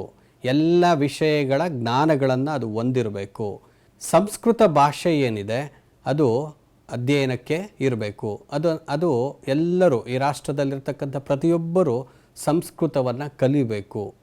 ನಮ್ಮ ಎಲ್ಲ ಪುರಾಣಗಳು, ಐತಿಹ್ಯಗಳು ಎಲ್ಲವೂ ಸಂಗ್ರಹ ಆಗಿರುವಂಥದ್ದು ಸಂಸ್ಕೃತ ಭಾಷೆಯಲ್ಲಿ. ಆ ಕಾರಣಕ್ಕೋಸ್ಕರ ಸ್ವಾಮೀಜಿಯವರು ಇದನ್ನು ನಮಗೆ ಪ್ರತಿಪಾದಿಸಿದ್ದಾರೆ. ಯಾವುದೇ ಒಬ್ಬ ವ್ಯಕ್ತಿ ಅಂತಂದರೆ ಆತ ಸಂಸ್ಕೃತವನ್ನು ಕಲಿಬೇಕು. ಈ ವಿಚಾರಕ್ಕೆ ಬಂದರೆ ರಾಷ್ಟ್ರೀಯ ಶಿಕ್ಷಣ ನೀತಿ 2020 ಈ ಅಂಶವನ್ನು ಪರಿಗಣಿಸಿದೆ. ಭಾಳ ಸಂತೋಷದಾಯಕ. ಸ್ವಾಮಿ ವಿವೇಕಾನಂದರ ಒಂದು ವಿಚಾರಧಾರೆಯ ಪ್ರಾಯೋಗಿಕ ಅನ್ವಯ ರಾಷ್ಟ್ರೀಯ ಶಿಕ್ಷಣ ನೀತಿ 2020ರಲ್ಲಿ ನಾವು ಕಾಣ್ಬೋದು. ಅದೇ ಮಾತನ್ನು ಸ್ವಾಮಿ ವಿವೇಕಾನಂದರು ತಮ್ಮ ಬದುಕಿದ್ದಾಗ ತಿಳಿಸಿಕೊಟ್ಟಂಥದ್ದು. ಅದೇ ರೀತಿ ಸಂಸ್ಕೃತ ಅಧ್ಯಯನದ ಜೊತೆಗೆ ಭಾರತದಲ್ಲಿರ್ತಕ್ಕಂಥ ಎಲ್ಲ ಸ್ಥಾನೀಯ ಭಾಷೆಗಳೇನಿದ್ದಾವೆ ಅವುಗಳ ಅಧ್ಯಯನಕ್ಕೆ ಅನುವನ್ನು ಮಾಡಿಕೊಡ್ಬೇಕು. ರೀಜನಲ್ ಲ್ಯಾಂಗ್ವೇಜಸ್ ಅಂತ ನಾವೇನು ಕರಿತೇವೆ, ವರ್ನ್ಯಾಕ್ಯುಲರ್ ಲ್ಯಾಂಗ್ವೇಜಸ್ ಅಂತ ನಾವೇನು ಕರಿತೇವೆ, ಅವುಗಳ ಅಧ್ಯಯನವನ್ನು ಎಲ್ಲರೂ ಮಾಡಬೇಕು ಅಂತಕ್ಕಂಥ ಮಾತನ್ನು ಸ್ವಾಮಿ ವಿವೇಕಾನಂದರು ಹೇಳಿದ್ದಾರೆ. ಅಂಥ ಒಂದು ವಿಷಯಗಳಿಗೆ ಪಠ್ಯಕ್ರಮದಲ್ಲಿ ಆದ್ಯತೆ ಅಂತಕ್ಕಂಥದ್ದು ಇರಬೇಕು. ಹಾಗೆಯೇ ಒಂದು ಮಾನವಿಕ ಶಾಸ್ತ್ರಕ್ಕೆ ಸಂಬಂಧಪಟ್ಟಂಥ ವಿಚಾರಗಳೇನಿದ್ದಾವೆ, ಇತಿಹಾಸ ಆಗಿರ್ಬೋದು, ಭಾಷೆ ಆಗಿರ್ಬೋದು, ಅರ್ಥಶಾಸ್ತ್ರ ಆಗಿರ್ಬೋದು, ಇಂಥ ಒಂದು ವಿಚಾರಗಳನ್ನು ಮಕ್ಕಳು ತಿಳ್ಕೊಳ್ಳೋದಕ್ಕೆ ಪಠ್ಯಕ್ರಮದಲ್ಲಿ ಅವಕಾಶ ಇರಬೇಕು. ವಿಶೇಷವಾಗಿ ಪಠ್ಯಕ್ರಮ ಅಂತಂದ್ರೆ ಅದು ಭಾರತೀಯ ಸಂಸ್ಕೃತಿ, ವಿಜ್ಞಾನ, ತಂತ್ರಜ್ಞಾನವನ್ನು ಮೇಳೈಸಿಕೊಂಡು ಅದು ರೂಪುಗೊಂಡಿರಬೇಕು. ಆ ಮೂಲಕ ಒಂದು ಒಳ್ಳೆಯ ಪಠ್ಯಕ್ರಮವನ್ನು ನಾವು ನೀಡ್ಬೋದು ಅಂತಕ್ಕಂಥ ಮಾತನ್ನು ಸ್ವಾಮಿ ವಿವೇಕಾನಂದರು ತಿಳಿಸ್ಕೊಟ್ಟಿದ್ದಾರೆ. ಆ ಕಾರಣಕ್ಕೋಸ್ಕರ ಒಟ್ಟಾರೆಯಾಗಿ ನಾವೇನು ಹೇಳಬೇಕಪ್ಪ ಅಂತಂದರೆ, ಏನು ತಿಳ್ಕೋಬೇಕು ಅಂತಂದರೆ, ಸ್ವಾಮಿ ವಿವೇಕಾನಂದರ ಪ್ರಕಾರ ಪಠ್ಯಕ್ರಮ ಅಂತಂದರೆ ಅದು ಭಾರತೀಯ ಸನಾತನ ಸಂಸ್ಕೃತಿ ಪರಂಪರೆ, ನಮ್ಮ ಒಂದು ಭಾರತೀಯ ಜ್ಞಾನ ಪರಂಪರೆ ಏನಿದೆ ಅದಕ್ಕೆ ಅನುಗುಣವಾಗಿ ಇರಬೇಕಾದಂಥದ್ದು ಬಹಳ ಮುಖ್ಯ ಅಂತ ಅವರು ತಿಳಿಸ್ಕೊಟ್ಟಿರ್ತಕ್ಕಂಥದ್ದು.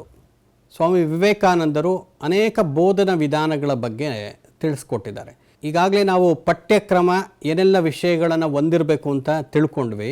ಅಂಥ ಎಲ್ಲ ವಿಷಯಗಳನ್ನು ಬೋಧನೆ ಮಾಡೋದಕ್ಕೆ ಶಿಕ್ಷಕರಿಗೆ ಕೆಲವೊಂದು ವಿಧಾನಗಳ ಅವಶ್ಯಕತೆ ಇದೆ. ಅದನ್ನು ಸ್ವಾಮಿ ವಿವೇಕಾನಂದರು ಈ ರೀತಿಯಾಗಿ ತಿಳಿಸ್ಕೊಟ್ಟಿದ್ದಾರೆ. ಏಕಾಗ್ರತೆ, concentration would be the greatest method of teaching according to Swami Vivekananda. ಪ್ರತಿಯೊಬ್ಬರೂ ಇದನ್ನು ಬೆಳೆಸ್ಕೋಬೇಕು. ಏಕಾಗ್ರತೆ, ಮನಸ್ಸಿನ ಏಕಾಗ್ರತೆ, ಇದಕ್ಕೆ ಭಾಳಷ್ಟು ಒತ್ತನ್ನು ಸ್ವಾಮಿ ವಿವೇಕಾನಂದರು ನೀಡಿದ್ದಾರೆ. ಏಕಾಗ್ರತೆ, ಕಾನ್ಸಂಟ್ರೇಷನ್, ಇದು ಪ್ರತಿಯೊಬ್ಬರಿಗೂ ಬರಬೇಕು. ಕಾನ್ಸಂಟ್ರೇಷನನ್ನು ನಾವೇನಾದರೂ ಗಳಿಸ್ಕೊಂಡಿದ್ದೇ ಆದರೆ, ಏಕಾಗ್ರತೆಯನ್ನು ನಾವೆಲ್ಲರೂ ಗಳಿಸಿಕೊಂಡದ್ದೇ ಆದರೆ ನಾವು ಹಲವಾರು ವಿಚಾರಗಳನ್ನು ಕಡಿಮೆ ಅವಧಿನಲ್ಲಿ ಕಲಿಯೋದಕ್ಕೆ ಸಾಧ್ಯ ಅಂತಕ್ಕಂಥ ಮಾತನ್ನು ಸ್ವಾಮಿ ವಿವೇಕಾನಂದರು ತಿಳಿಸ್ಕೊಟ್ಟಿದ್ದಾರೆ. ಅವರೂ ಸಹ ಅವರ ವ್ಯಕ್ತಿತ್ವದಲ್ಲಿ ಏಕಾಗ್ರತೆಯನ್ನು ಭಾಳಷ್ಟು ಹೊಂದಿದ್ರು. ಸ್ವಾಮಿ ವಿವೇಕಾನಂದರ ಜೀವನದ ಕೆಲವೊಂದು ಸಂದರ್ಭಗಳನ್ನು ನಾವು ನೋಡಿದ್ದೇ ಆದರೆ ಅವರ ಏಕಾಗ್ರತೆ ಎಷ್ಟರ ಮಟ್ಟಿಗೆ ಇತ್ತು ಅಂತಕ್ಕಂಥದ್ದು ನಿಜವಾಗ್ಲೂ ಇವತ್ತು ನಮಗೆ ಪ್ರೇರಣೆಯನ್ನು ತಂದುಕೊಡ್ತಕ್ಕಂಥ ಒಂದು ವಿಚಾರ.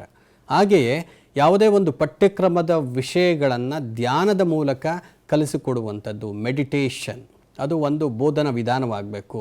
ನಾವೆಲ್ಲರೂ ನಮ್ಮನ್ನು ನಾವು ಏಕಾಗ್ರತೆ, ಧ್ಯಾನದಲ್ಲಿ ತೊಡಗಿಸಿಕೊಳ್ಬೇಕು. Concentration and also the meditation are the greatest methods of teaching according to Swami Vivekananda. ಈ ಎರಡನ್ನು ನಾವೆಲ್ಲರೂ ರೂಢಿಸ್ಕೋಬೇಕು. ಅದರೊಟ್ಟಿಗೆ ಉಪನ್ಯಾಸ ಪದ್ಧತಿ, ಲೆಕ್ಚರ್ ಮೆಥಡ್ ಮತ್ತು ಚರ್ಚಾ ಪದ್ಧತಿ, ಡಿಸ್ಕಷನ್ ಮೆಥಡ್, ಇವುಗಳನ್ನು ಸಹ ಸ್ವಾಮಿ ವಿವೇಕಾನಂದರು ನಮಗೆ ತಿಳಿಸ್ಕೊಟ್ಟಿದ್ದಾರೆ. ಯಾವುದೇ ಒಂದು ವಿಚಾರವನ್ನು ನಾವು ತಿಳಿಸ್ಕೊಡ್ಬೇಕು ಅಂತಂದರೆ ಏಕಾಗ್ರತೆಯ ವಿಧಾನ, ಧ್ಯಾನದ ವಿಧಾನ, ಉಪನ್ಯಾಸ ವಿಧಾನ ಮತ್ತು ಚರ್ಚಾ ವಿಧಾನದ ಮೂಲಕ ಮಕ್ಕಳಿಗೆ ಏನು ಮಾಡುವಂಥದ್ದು, ತಿಳಿಸಿಕೊಡುವಂಥದ್ದು. ಸ್ವಾಮಿ ವಿವೇಕಾನಂದರ ಚಿಂತನೆಯನ್ನು ನಾವು ನೋಡಿದ್ದೇ ಆದರೆ ಅವರ ಒಂದು ಶೈಕ್ಷಣಿಕ ವಿಚಾರಧಾರೆಗಳೆಲ್ಲ, ಸ್ವಾಮಿ ವಿವೇಕಾನಂದರ ಶೈಕ್ಷಣಿಕ ವಿಚಾರಧಾರೆಗಳ ಚಿಂತನ ಮಂಥನವನ್ನು ಮಾಡಿದರೆ ನಮ್ಮನ್ನು ಸೂಜಿಗಲ್ಲಿನಂತೆ ಸೆಳೆಯುವಂಥ ಅಂಶ ಏನಪ್ಪ ಅಂತಂದರೆ ದೈಹಿಕ ಶಿಕ್ಷಣ. ಇದು ಅವರ ಒಂದು ವಿಶೇಷತೆ. ಸ್ವಾಮಿ ವಿವೇಕಾನಂದರು ದೈಹಿಕ ಶಿಕ್ಷಣವನ್ನು ಪ್ರತಿಯೊಬ್ಬರು ಹೊಂದಬೇಕು ಅಂತಕ್ಕಂಥ ಮಾತನ್ನು ಹೇಳಿರುವಂಥದ್ದು. ಫಿಸಿಕಲ್ ಎಜುಕೇಷನ್ ಅದು ಶಿಕ್ಷಣದ ಒಂದು ಭಾಗವಾಗಿ ಇರಬೇಕು.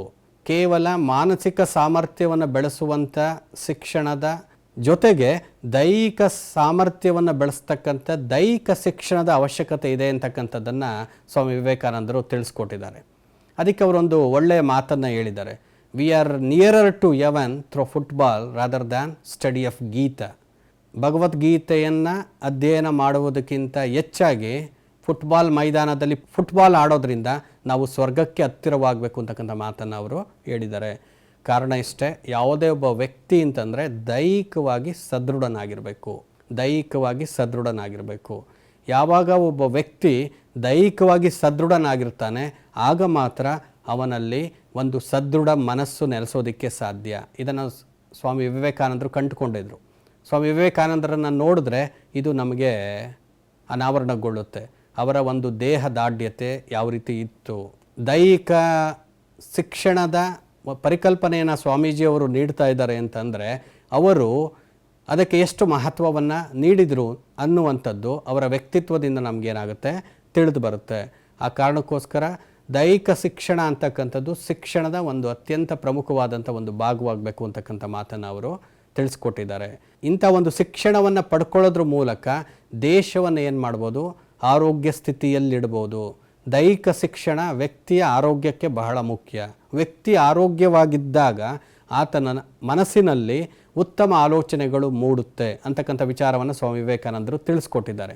ಯಾವುದೇ ಒಂದು ದೇಹ ರೋಗ ರುಜಿನಗಳಿಂದ ಮುಕ್ತವಾಗಿರಬೇಕು, ಆಗ ಮಾತ್ರ ಒಳ್ಳೆಯ ಆಲೋಚನೆಗಳು, ಉದಾತ್ತ ವಿಚಾರಧಾರೆಗಳು ಬರೋದಕ್ಕೆ ಸಾಧ್ಯ ಅಂತಕ್ಕಂಥ ಮಾತನ್ನು ತಿಳಿಸ್ಕೊಟ್ಟಿದ್ದಾರೆ. ಆ ಕಾರಣಕ್ಕೋಸ್ಕರ ಅವರು ದೈಹಿಕ ಶಿಕ್ಷಣವನ್ನು ಶಿಕ್ಷಣದ ಒಂದು ಪ್ರಮುಖ ಭಾಗವಾಗಿ ಪರಿಗಣಿಸಿದ್ದಾರೆ.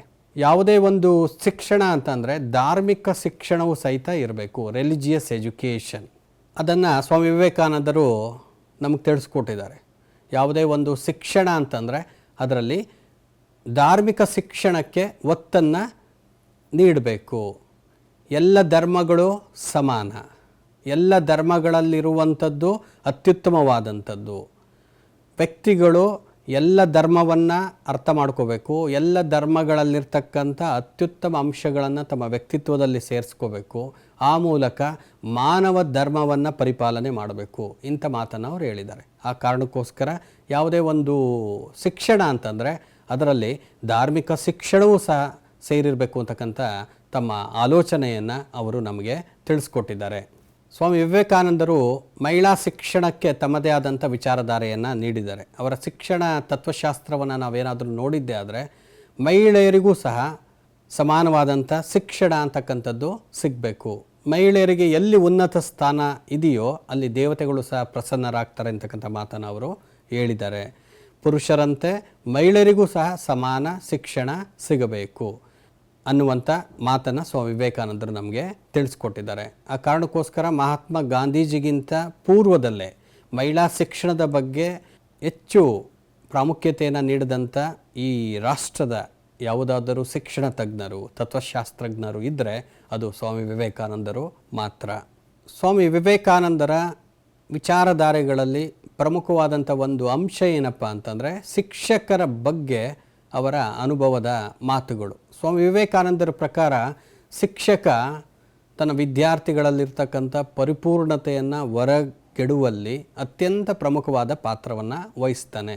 ಹಾಗಾದರೆ ಶಿಕ್ಷಕ ಹೇಗಿರಬೇಕು? ಸ್ವಾಮಿ ವಿವೇಕಾನಂದರ ಪ್ರಕಾರ ಯಾವುದೇ ಒಬ್ಬ ಶಿಕ್ಷಕ ಅಂತಂದರೆ ಆತನ ವ್ಯಕ್ತಿತ್ವ ಹೇಗಿರಬೇಕು? ಸ್ವಾಮಿ ವಿವೇಕಾನಂದರ ಪ್ರಕಾರ ನಿಜವಾದ ಶಿಕ್ಷಕ ಅಂತಂದರೆ ಆತ ಒಬ್ಬ ತ್ಯಾಗಿಯಾಗಿರಬೇಕು, ಆತ ತ್ಯಾಗವನ್ನು ಅನುಸರಿಸುವಂಥ ವ್ಯಕ್ತಿಯಾಗಿರಬೇಕು, ಒಂದು ರೀತಿಯಲ್ಲಿ ಆತ ಸಂತನಾಗಿರಬೇಕು, ಸೈಂಟ್.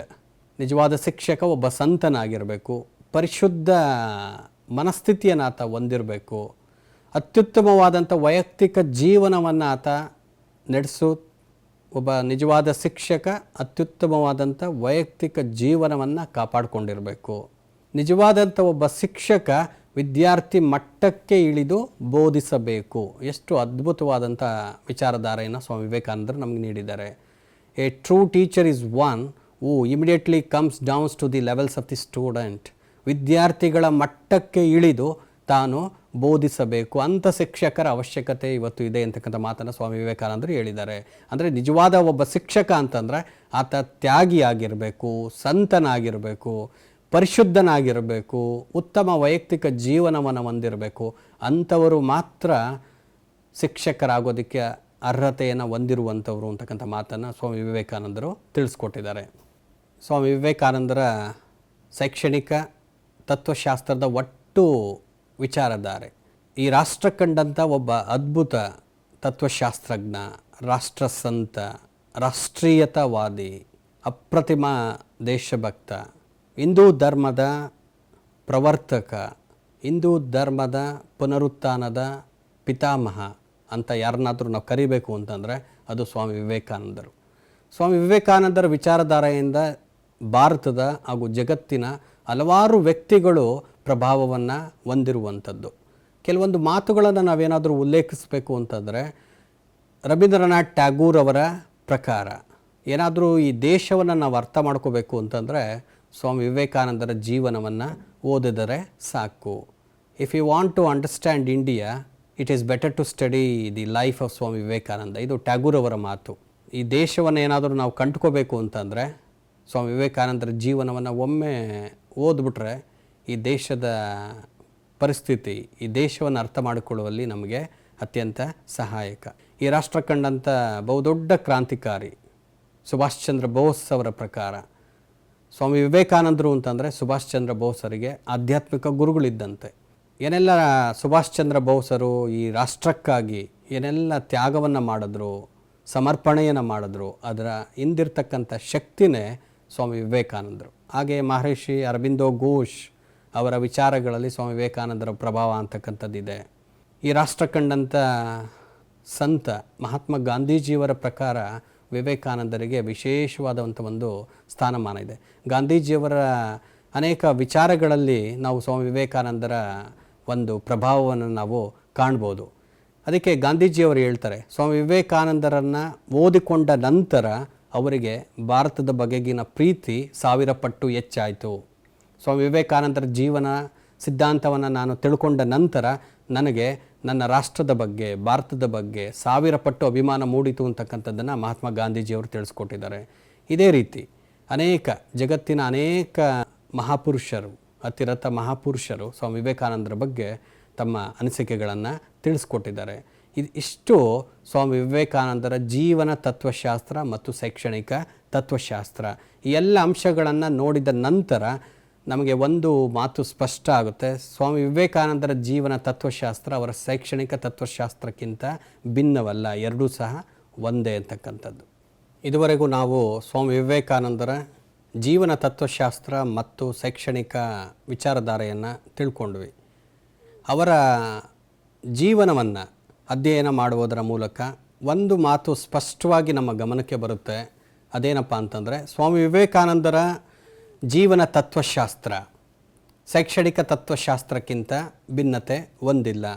ಸ್ವಾಮಿ ವಿವೇಕಾನಂದರು ಹೇಗೆ ಒಬ್ಬ ಮಹಾನ್ ತತ್ವಶಾಸ್ತ್ರಜ್ಞರೋ ಹಾಗೆ ಒಬ್ಬ ಮಹಾನ್ ಶಿಕ್ಷಣ ತಜ್ಞರು. ಅವರ ಎಲ್ಲ ವಿಚಾರಧಾರೆಗಳು ಅವರ ಜೀವನದ ಒಂದು ಅಮೂಲ್ಯವಾದ ಅನುಭವದಿಂದ ಬಂದಿರುವಂಥದ್ದು. ಜೀವನದಲ್ಲಿ ಅವರು ಅನುಭವವನ್ನು ಪಡ್ಕೊಂಡಂಥದ್ದು ಅವರ ಅನುಭವದ ಮೂಸೆಯಿಂದ ಮೂಡಿಬಂದಂಥ ವಿಚಾರಧಾರೆಗಳು. ಆ ಕಾರಣಕ್ಕೋಸ್ಕರ ಸ್ವಾಮಿ ವಿವೇಕಾನಂದರು ಹಲವಾರು ವಿಚಾರಗಳನ್ನು ತಿಳಿಸ್ಕೊಟ್ಟಿದ್ದಾರೆ. ಇದುವರೆಗೂ ನಾವೆಲ್ಲರೂ ಅದನ್ನು ಕೇಳಿದ್ದೇವೆ. ಸ್ವಾಮಿ ವಿವೇಕಾನಂದರ ಪ್ರಕಾರ ಯಾವುದೇ ಒಂದು ಶಿಕ್ಷಣ ಅಂತಂದರೆ ಅದು ಇವತ್ತು ಸಮಾಜದಲ್ಲಿ ನೀಡ್ತಾ ಇರ್ತಕ್ಕಂಥ ಶಿಕ್ಷಣದ ಕ್ರಮದಂತೆ ಅಲ್ಲ. ಯಾವಾಗಲೂ ಯಾವುದೇ ಒಂದು ದೇಶಕ್ಕೆ ಅದರದೇ ಆದಂಥ ಒಂದು ಸ್ವತಂತ್ರ ಶಿಕ್ಷಣದ ಅವಶ್ಯಕತೆ ಇದೆ. ಯಾವುದೇ ಒಂದು ಶಿಕ್ಷಣ ಕ್ರಮ ಅಂತಕ್ಕಂಥದ್ದು ಪರಕೀಯರ ಪ್ರಭಾವದಿಂದ ಅದು ಯಾವಾಗಲೂ ಇರಬಾರ್ದು. ಪರಕೀಯರ ಪ್ರಭಾವಕ್ಕೆ ಒಳಗಾದಂಥ ಶಿಕ್ಷಣ ಕ್ರಮ ಇರಬಾರ್ದು. ಆ ದೇಶಕ್ಕೆ, ಆ ದೇಶದ ಸಂಸ್ಕೃತಿಗೆ, ಆ ದೇಶದ ಪರಂಪರೆಗೆ ಸರಿ ಹೊಂದುವಂಥ ಶಿಕ್ಷಣವನ್ನು ನಾವು ಯಾವಾಗಲೂ ಮಕ್ಕಳಿಗೆ ನೀಡಬೇಕು ಅಂತಕ್ಕಂಥದ್ದು ಸ್ವಾಮಿ ವಿವೇಕಾನಂದರ ಒಂದು ಆಶಯ. ಆ ಕಾರಣಕ್ಕೋಸ್ಕರನೇ ಭಾರತಕ್ಕೆ ಬೇಕಾದಂಥ ಶಿಕ್ಷಣದ ಕ್ರಮಕ್ಕೆ ಅವರು ಭಾಳಷ್ಟು ಒತ್ತನ್ನು ಕೊಟ್ಟಿರ್ತಕ್ಕಂಥದ್ದು. ಭಾರತದ ಶಿಕ್ಷಣ ಕ್ರಮ ಭಾರತೀಯತೆಯನ್ನು ಹೊಂದಿರುವಂಥದ್ದು. ಭಾರತೀಯ ಶಿಕ್ಷಣ ಕ್ರಮದಲ್ಲಿ ಭಾರತೀಯತೆಗೆ ಅತ್ಯಂತ ಪ್ರಾಮುಖ್ಯತೆಯನ್ನು ನೀಡುವಂಥದ್ದು ಅವಶ್ಯಕ ಎಂಬುದನ್ನು ಸ್ವಾಮೀಜಿ ತಿಳಿಸ್ಕೊಟ್ಟಿದ್ದಾರೆ. ಅವರ ಪ್ರಕಾರ ಯಾವುದೇ ಒಂದು ಶಿಕ್ಷಣ ಅಂತಂದರೆ ಅದು ಯಾಂತ್ರಿಕವಾಗಿ ಇರುವಂಥದ್ದಲ್ಲ. ಶಿಕ್ಷಣ ಅಂತಕ್ಕಂಥದ್ದು ಕ್ರಿಯಾತ್ಮಕವಾಗಿ ಮಗುವಿನಲ್ಲಿ ಈಗಾಗಲೇ ಅಡಗಿರ್ತಕ್ಕಂಥ ಒಂದು ದೈವಿಪೂರ್ಣ ಪರಿಪೂರ್ಣತೆಯನ್ನು ಹೊರಗೆಳಿತಕ್ಕಂಥ ಒಂದು ಸಾಧನವಾಗಬೇಕು ಅಂತಕ್ಕಂಥ ಮಾತನ್ನು ಸ್ವಾಮೀಜಿ ಹೇಳಿದ್ದಾರೆ. ಈ ಒಂದು ನಿಟ್ಟಿನಲ್ಲಿ ನಮ್ಮೆಲ್ಲರಿಗೂ ಭಾಳ ಆಶ್ಚರ್ಯ ಆಗುತ್ತೆ. ಕಾರಣ ಇಷ್ಟೇ, ಏನಪ್ಪ ಅಂತಂದರೆ ಯಾವುದೇ ಒಂದು ಮಗು ಅಂತಂದರೆ ಶೈಕ್ಷಣಿಕ ಪ್ರಕ್ರಿಯೆಯಲ್ಲಿ ಸ್ವಾಮಿ ವಿವೇಕಾನಂದರ ಪ್ರಕಾರ ಆ ಮಗುವಿಗೆ ಅದರದೇ ಆದಂಥ ಸಾಮರ್ಥ್ಯಗಳು, ಪರಿಪೂರ್ಣತೆಗಳು ಇರುತ್ತೆ.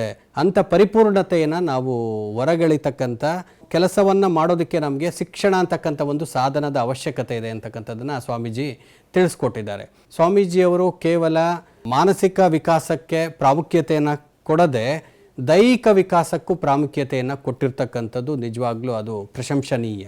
ಯಾವುದೇ ಒಂದು ಮಗುವಿಗೆ ಮಾನಸಿಕ ಸಾಮರ್ಥ್ಯವನ್ನು ಬೆಳೆಸುವಂಥ ಶಿಕ್ಷಣ ಎಷ್ಟು ಮುಖ್ಯವಾಗಿದೆಯೋ ಅದೇ ತೆರನಾಗಿ ದೈಹಿಕ ಸಾಮರ್ಥ್ಯವನ್ನು ಬೆಳೆಸುವಂಥ ಶಿಕ್ಷಣ ಬೇಕು ಅಂತಕ್ಕಂಥ ಮಾತನ್ನು ಸ್ವಾಮೀಜಿಯವರು ಹೇಳಿದ್ದಾರೆ. ಆ ಕಾರಣಕ್ಕೋಸ್ಕರ ಅವರು ದೈಹಿಕ ಶಿಕ್ಷಣವನ್ನು ಪ್ರತಿಯೊಂದು ಮಗುವಿಗೂ ಸಿಗುವಂತೆ ಮಾಡಬೇಕು. ಶಿಕ್ಷಣ ಅಂತಂದರೆ ಅದು ಕೇವಲ ಮಾಹಿತಿಗಳನ್ನು ಶಿಕ್ಷಕರಿಂದ ಮಕ್ಕಳ ಮೆದುಳಿನ ಒಳಗೆ ತುರುಕುವುದಲ್ಲ. ಯಾವಾಗಲೂ ಸ್ವಾಮೀಜಿಯವರು ಶಿಕ್ಷಣವನ್ನು ಮಾಹಿತಿಯೊಂದಿಗೆ ಯಾವತ್ತೂ ಅವರು ನೋಡಲೇ ಇಲ್ಲ. ಶಿಕ್ಷಣ ಅಂತಂದರೆ ಮಾಹಿತಿ ಅಲ್ಲ. ಶಿಕ್ಷಣ ಅಂತಂದರೆ ಮಗುವಿನಲ್ಲಿ ಅಂತರ್ಗತವಾಗಿರ್ತಕ್ಕಂಥ ಎಲ್ಲ ಪರಿಪೂರ್ಣತೆಗಳು ಏನಾಗಬೇಕು, ಅನಾವರಣಗೊಳ್ಳಬೇಕು. ಅದು ಶಿಕ್ಷಣವಾಗಬೇಕು. ಸಂಪೂರ್ಣ ಪರಿಪೂರ್ಣತೆಯ ಅನಾವರಣವೇ ನಿಜವಾದ ಶಿಕ್ಷಣ ಅಂತಕ್ಕಂಥ ಮಾತನ್ನು ಅವರು ಹೇಳಿರುವಂಥದ್ದು. ಶಿಕ್ಷಣದ ಮೂಲಕ ಪ್ರತಿಯೊಬ್ಬ ವ್ಯಕ್ತಿಯೂ ಏನಾಗಬೇಕು, ಸ್ವಾವಲಂಬಿತನವನ್ನು ಸಾಧಿಸಬೇಕು, ಆತ್ಮ ಸಾಕ್ಷಾತ್ಕಾರವನ್ನು ಹೊಂದಬೇಕು ಅಂತಕ್ಕಂಥ ಮಾತನ್ನು ಹೇಳಿರುವಂಥದ್ದು. ಈ ಸಮಾಜದ ಒಂದು ಸ್ವಸ್ಥತೆಗೆ ಬೇಕಾಗಿರ್ತಕ್ಕಂಥ ಹಲವಾರು ಅಂಶಗಳನ್ನು ಸ್ವಾಮೀಜಿಯವರು ತಮ್ಮ ಶಿಕ್ಷಣದ ವಿಚಾರಧಾರೆಗಳಲ್ಲಿ ನಮಗೆ ತಿಳಿಸ್ಕೊಟ್ಟಿರ್ತಕ್ಕಂಥದ್ದು. ಯಾವುದೇ ಒಂದು ಶಿಕ್ಷಣ ಅಂತಂದರೆ ಅದು ಧ್ಯಾನದಿಂದ ಕೂಡಿರಬೇಕು. ಧ್ಯಾನದ ಒಂದು ವಿಧಾನ ಅಲ್ಲಿರಬೇಕು. ಏಕಾಗ್ರತೆಯನ್ನು ಅದು ಮಗುವಿಗೆ ತಂದು ಕೊಡಬೇಕು. ಮಗುವಿಗೆ ಚರ್ಚೆ ಮಾಡೋದಕ್ಕೆ ಅವಕಾಶ ಇರಬೇಕು. ಇಂಥ ಎಲ್ಲ ಮಾತುಗಳನ್ನು ಸ್ವಾಮೀಜಿಯವರು ತಿಳಿಸ್ಕೊಟ್ಟಿರ್ತಕ್ಕಂಥದ್ದು. ಅಂದರೆ ಒಂದು ರೀತಿ ಸ್ವಾಮಿ ವಿವೇಕಾನಂದರ ವಿಚಾರಧಾರೆಗಳನ್ನು ನಾವು ನೋಡಿದ್ದೇ ಆದರೆ is the one who can successfully synthesise the East and West. ಪೌರಾತ್ಯ ಮತ್ತು ಪಾಶ್ಚಿಮಾತ್ಯ ಸಂಗತಿಗಳನ್ನು ಒಟ್ಟುಗೂಡಿಸಿದಂಥ ಶ್ರೇಯಸ್ಸು ಯಾರಿಗಾದರೂ ಸಲ್ಲಬೇಕು ಅಂತಂದ್ರೆ ಅದು ಸ್ವಾಮಿ ವಿವೇಕಾನಂದರಿಗೆ ಸಲ್ಲಬೇಕು. ಪಾಶ್ಚಿಮಾತ್ಯದ ವಿಜ್ಞಾನ ಮತ್ತು ತಂತ್ರಜ್ಞಾನ, ಪೂರ್ವದ ಆಧ್ಯಾತ್ಮಿಕತೆ, ಈ ಎರಡರ ನಡುವೆ ಒಂದು ಒಳ್ಳೆಯ ಸಂಬಂಧವನ್ನು ತಂದುಕೊಟ್ಟಂಥವರು, ಎರಡನ್ನ ಸಂಶ್ಲೇಷಣೆಯನ್ನು ಮಾಡದಂಥ ಶ್ರೇಯಸ್ಸು ಸ್ವಾಮಿ ವಿವೇಕಾನಂದರಿಗೆ ಸಲ್ಲಬೇಕು. ಅವರಿಗೆ ಯಾವುದೇ ಒಂದು ಶಿಕ್ಷಣ ಅಂತಂದರೆ ಅದು ಸನಾತನ ಪರಂಪರೆಯ ಆಧಾರಿತವಾಗಿರಬೇಕು. ಅದರೊಟ್ಟಿಗೆ ವಿಜ್ಞಾನ ಮತ್ತು ತಂತ್ರಜ್ಞಾನವನ್ನು ಅದೇನು ಮಾಡಬೇಕು, ಪ್ರೋತ್ಸಾಹಿಸಬೇಕು.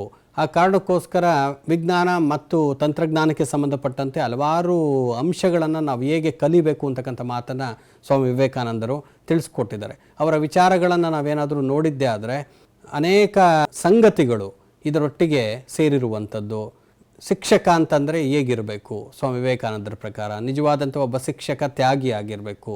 ಆತ ಎಲ್ಲವನ್ನ ತ್ಯಾಗ ಮಾಡಿರಬೇಕು ತನ್ನ ವಿದ್ಯಾರ್ಥಿಗೋಸ್ಕರ. ತ್ಯಾಗಿ, ಎಷ್ಟು ಅದ್ಭುತವಾದಂಥ ಒಂದು ವಿಚಾರಧಾರೆಯನ್ನು ವಿವೇಕಾನಂದರು ನಮಗೆ ನೀಡಿದ್ದಾರೆ. ಆತ ಸಂತನಂತೆ ಇರಬೇಕು. ಪರಿಶುದ್ಧವಾದ ಒಂದು ವೈಯಕ್ತಿಕ ಜೀವನವನ್ನು ಆತ ಕಾಪಾಡಿಕೊಂಡಿರಬೇಕು. ಒಂದು ಪರ್ಸ್ನಲ್ ಲೈಫ್ ಅಂತಕ್ಕಂಥದ್ದು ಶಿಕ್ಷಕರಿಗೆ ಪರಿಶುದ್ಧತೆಯಿಂದ ಕೂಡಿರಬೇಕು. ಅದರಲ್ಲಿ ಒಂದು ಪ್ಯೂರಿಟಿ ಇರಬೇಕು ಅಂತಕ್ಕಂಥ ಮಾತನ್ನು ಅವರು ಹೇಳಿದ್ದಾರೆ. ಹಾಗೆಯೇ ನಿಜವಾದ ಒಬ್ಬ ಶಿಕ್ಷಕ ಅಂತಂದರೆ ಅವನು ತತ್ಕ್ಷಣವೇ ವಿದ್ಯಾರ್ಥಿಗಳ ಮಟ್ಟಕ್ಕೆ ಇಳಿದು ಬೋಧಿಸಬೇಕು. ವಿದ್ಯಾರ್ಥಿಗಳು ಎಲ್ಲಿದ್ದಾರೆ ಅಲ್ಲಿಂದ ವಿದ್ಯಾರ್ಥಿಗಳನ್ನು ಮುನ್ನಡೆಸ್ತಕ್ಕಂಥ ಶಕ್ತಿ ಶಿಕ್ಷಕ ಅಂತಕ್ಕಂಥ ಮಾತನ್ನು ಸ್ವಾಮಿ ವಿವೇಕಾನಂದರು ಹೇಳಿದ್ದಾರೆ. ಅಂದರೆ ಒಬ್ಬ ನಿಜವಾದ ಶಿಕ್ಷಕ ಮಗುವನ್ನು ಅರಳಿಸುವಲ್ಲಿ, ಮಗುವಿನ ಪರಿಪೂರ್ಣತೆಯನ್ನು ಹೊರಗೆಳೆಯುವಲ್ಲಿ, ಮಕ್ಕಳ ಮಟ್ಟಕ್ಕೆ ಇಳಿದು ಅವರನ್ನು ಮುನ್ನಡೆಸುವಂಥದ್ದು ಭಾಳ ಮುಖ್ಯ ಅಂತಕ್ಕಂಥ ಮಾತನ್ನು ಹೇಳಿದ್ದಾರೆ. ಆ ಕಾರಣಕ್ಕೋಸ್ಕರನೇ ನಿಜವಾದ ಒಬ್ಬ ಶಿಕ್ಷಕ ಅಂತಂದರೆ ಸ್ವಾಮಿ ವಿವೇಕಾನಂದರ ಪ್ರಕಾರ ಅಥವಾ ತ್ಯಾಗಿ ಆಗಿರಬೇಕು ಅಥವಾ ಸಂತನಾಗಿರಬೇಕು ಅಂತಕ್ಕಂಥ ಮಾತನ್ನು ಅವರು ತಿಳಿಸ್ಕೊಟ್ಟಿರ್ತಕ್ಕಂಥದ್ದು. ಮುಂದುವರೆದು ಯಾವುದೇ ಒಂದು ಪಠ್ಯಕ್ರಮ ಅಂತಂದರೆ ಆ ಪಠ್ಯಕ್ರಮದಲ್ಲಿ ಎಲ್ಲ ವಿಷಯಗಳ ಒಂದು ಸಮನ್ವಯತೆ ಇರಬೇಕು. ಸ್ವಾಮಿ ವಿವೇಕಾನಂದರ ಪ್ರಕಾರ ಮಗು ಶಿಕ್ಷಣ ಕ್ರಮದಲ್ಲಿ ಎಲ್ಲವನ್ನ ಕಲಿಬೇಕು. ಅದರಲ್ಲಿ ಭಾಷೆ ಇರಬೇಕು, ಮಾನವಿಕ ವಿಷಯಗಳಿರಬೇಕು, ವಿಜ್ಞಾನ ಇರಬೇಕು, ತಂತ್ರಜ್ಞಾನ ಇರಬೇಕು, ಭೂಗೋಳಶಾಸ್ತ್ರ ಇರಬೇಕು, ಭಾಷೆಗಳಿರಬೇಕು, ಸಂಸ್ಕೃತದ ಅಧ್ಯಯನ ಆಗಬೇಕು. ಇಂಥ ಎಲ್ಲ ವಿಚಾರಗಳನ್ನು ನಮಗೆ ತಿಳಿಸ್ಕೊಟ್ಟಿದ್ದಾರೆ ಸ್ವಾಮೀಜಿಯವರು. ಈ ರಾಷ್ಟ್ರದಲ್ಲಿರ್ತಕ್ಕಂಥ ಪ್ರತಿಯೊಬ್ಬ ವ್ಯಕ್ತಿಗೂ ಇಂಥ ಒಂದು ಶಿಕ್ಷಣ ಅಂತಕ್ಕಂಥದ್ದು ಸಿಗಬೇಕು, ಇಂಥ ವಿಷಯಗಳ ಅಧ್ಯಯನಕ್ಕೆ ಪ್ರಾಮುಖ್ಯತೆಯನ್ನು ಕೊಡಬೇಕು ಅಂತಕ್ಕಂಥ ಮಾತನ್ನು ಅವರು ಹೇಳಿರುವಂಥದ್ದು. ಒಟ್ಟಾರೆಯಾಗಿ ಸ್ವಾಮೀಜಿಯವರ ಒಟ್ಟು ವಿಚಾರಧಾರೆ ಏನಿದೆ ಅದು ಅತ್ಯಂತ ಪರಿಪೂರ್ಣವಾಗಿ ಇರುವಂಥ ಒಂದು ವಿಚಾರಧಾರೆ ಶಿಕ್ಷಣಕ್ಕೆ ಸಂಬಂಧಪಟ್ಟಂತೆ. ಆ ಕಾರಣಕ್ಕೋಸ್ಕರ ಭಾರತೀಯ ಶಿಕ್ಷಣ ಕ್ರಮ ಏನಿದೆ ಅದನ್ನು ನಾವೆಲ್ಲರೂ ಏನು ಮಾಡಬೇಕು, ಶಿಕ್ಷಣ ಕ್ರಮವನ್ನು ಒಂದು ಸ್ವದೇಶಿ ರೂಪದಲ್ಲಿ ಅದನ್ನು ಪರಿವರ್ತನೆಯನ್ನು ಮಾಡಬೇಕು. ಅಂಥ ಒಂದು ಶಿಕ್ಷಣ ಕ್ರಮ, ಶಿಕ್ಷಣ ವ್ಯವಸ್ಥೆ ಪ್ರತಿಯೊಬ್ಬ ವ್ಯಕ್ತಿಯಲ್ಲಿ ಸ್ವಾವಲಂಬಿತನವನ್ನು ತಂದುಕೊಡುವಂತೆ ಇರಬೇಕು. ಈ ಕಾರಣಕ್ಕೋಸ್ಕರನೇ ಇತ್ತೀಚೆಗೆ ಭಾರತಕ್ಕೆ ಸ್ವಾತಂತ್ರ್ಯ ಬಂದು 75 ವರ್ಷಗಳ ನಂತರ ಈ ಒಂದು ಅಮೃತ ಕಾಲದಲ್ಲಿ ನಾವೆಲ್ಲರೂ ರಾಷ್ಟ್ರೀಯ ಶಿಕ್ಷಣ ನೀತಿಯನ್ನು ನಾವೆಲ್ಲರೂ ನೋಡ್ತಾ ಇದ್ದೇವೆ. ಭಾರತದ ಸನ್ಮಾನ್ಯ ಪ್ರಧಾನಮಂತ್ರಿಗಳಾದಂಥ ಶ್ರೀ ನರೇಂದ್ರ ಮೋದಿಯವರ ಒಂದು ಆಡಳಿತ ಅವಧಿಯಲ್ಲಿ ಈ ರಾಷ್ಟ್ರಕ್ಕೆ ಸ್ವದೇಶಿ ಶಿಕ್ಷಣ ಕ್ರಮದ ಒಂದು ಲಭ್ಯತೆ ಉಂಟಾಗಿದೆ. ಇದೆಲ್ಲವನ್ನು ನಾವು ಸಮರ್ಪಕವಾಗಿ ಬೆಳೆಸ್ಕೋಬೇಕು. ರಾಷ್ಟ್ರೀಯ ಶಿಕ್ಷಣ ನೀತಿ 2020 ಏನಿದೆ ಅದರಲ್ಲಿ ಸ್ವಾಮಿ ವಿವೇಕಾನಂದರ ವಿಚಾರಧಾರೆ ಅಡಗಿದೆ. ಸ್ವಾಮಿ ವಿವೇಕಾನಂದರ ವಿಚಾರಧಾರೆಗಳನ್ನು ನಾವು ಸುಲಭವಾಗಿ ರಾಷ್ಟ್ರೀಯ ಶಿಕ್ಷಣ ನೀತಿ 2020 ಮೂಲಕ ನಾವೇನು ಮಾಡ್ಬೋದು, ಸಾಕಾರಗೊಳಿಸ್ಬೋದು ಅಂತಕ್ಕಂಥ ಮಾತನ್ನು ಹೇಳ್ಬೋದು.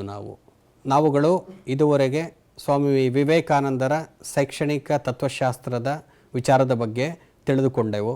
ಈ ವಿಚಾರವನ್ನು ಪ್ರಸ್ತುತಪಡಿಸಲು ಅವಕಾಶವನ್ನು ಮಾಡಿಕೊಟ್ಟಂಥ Indian Institute of Teacher Education Gandhinagar ಈ ಒಂದು ಸಂಸ್ಥೆಯ ಸಂಯೋಜಕರಿಗೆ ಹಾಗೂ ಎಲ್ಲ ಸಿಬ್ಬಂದಿಗಳಿಗೆ ಧನ್ಯವಾದಗಳು.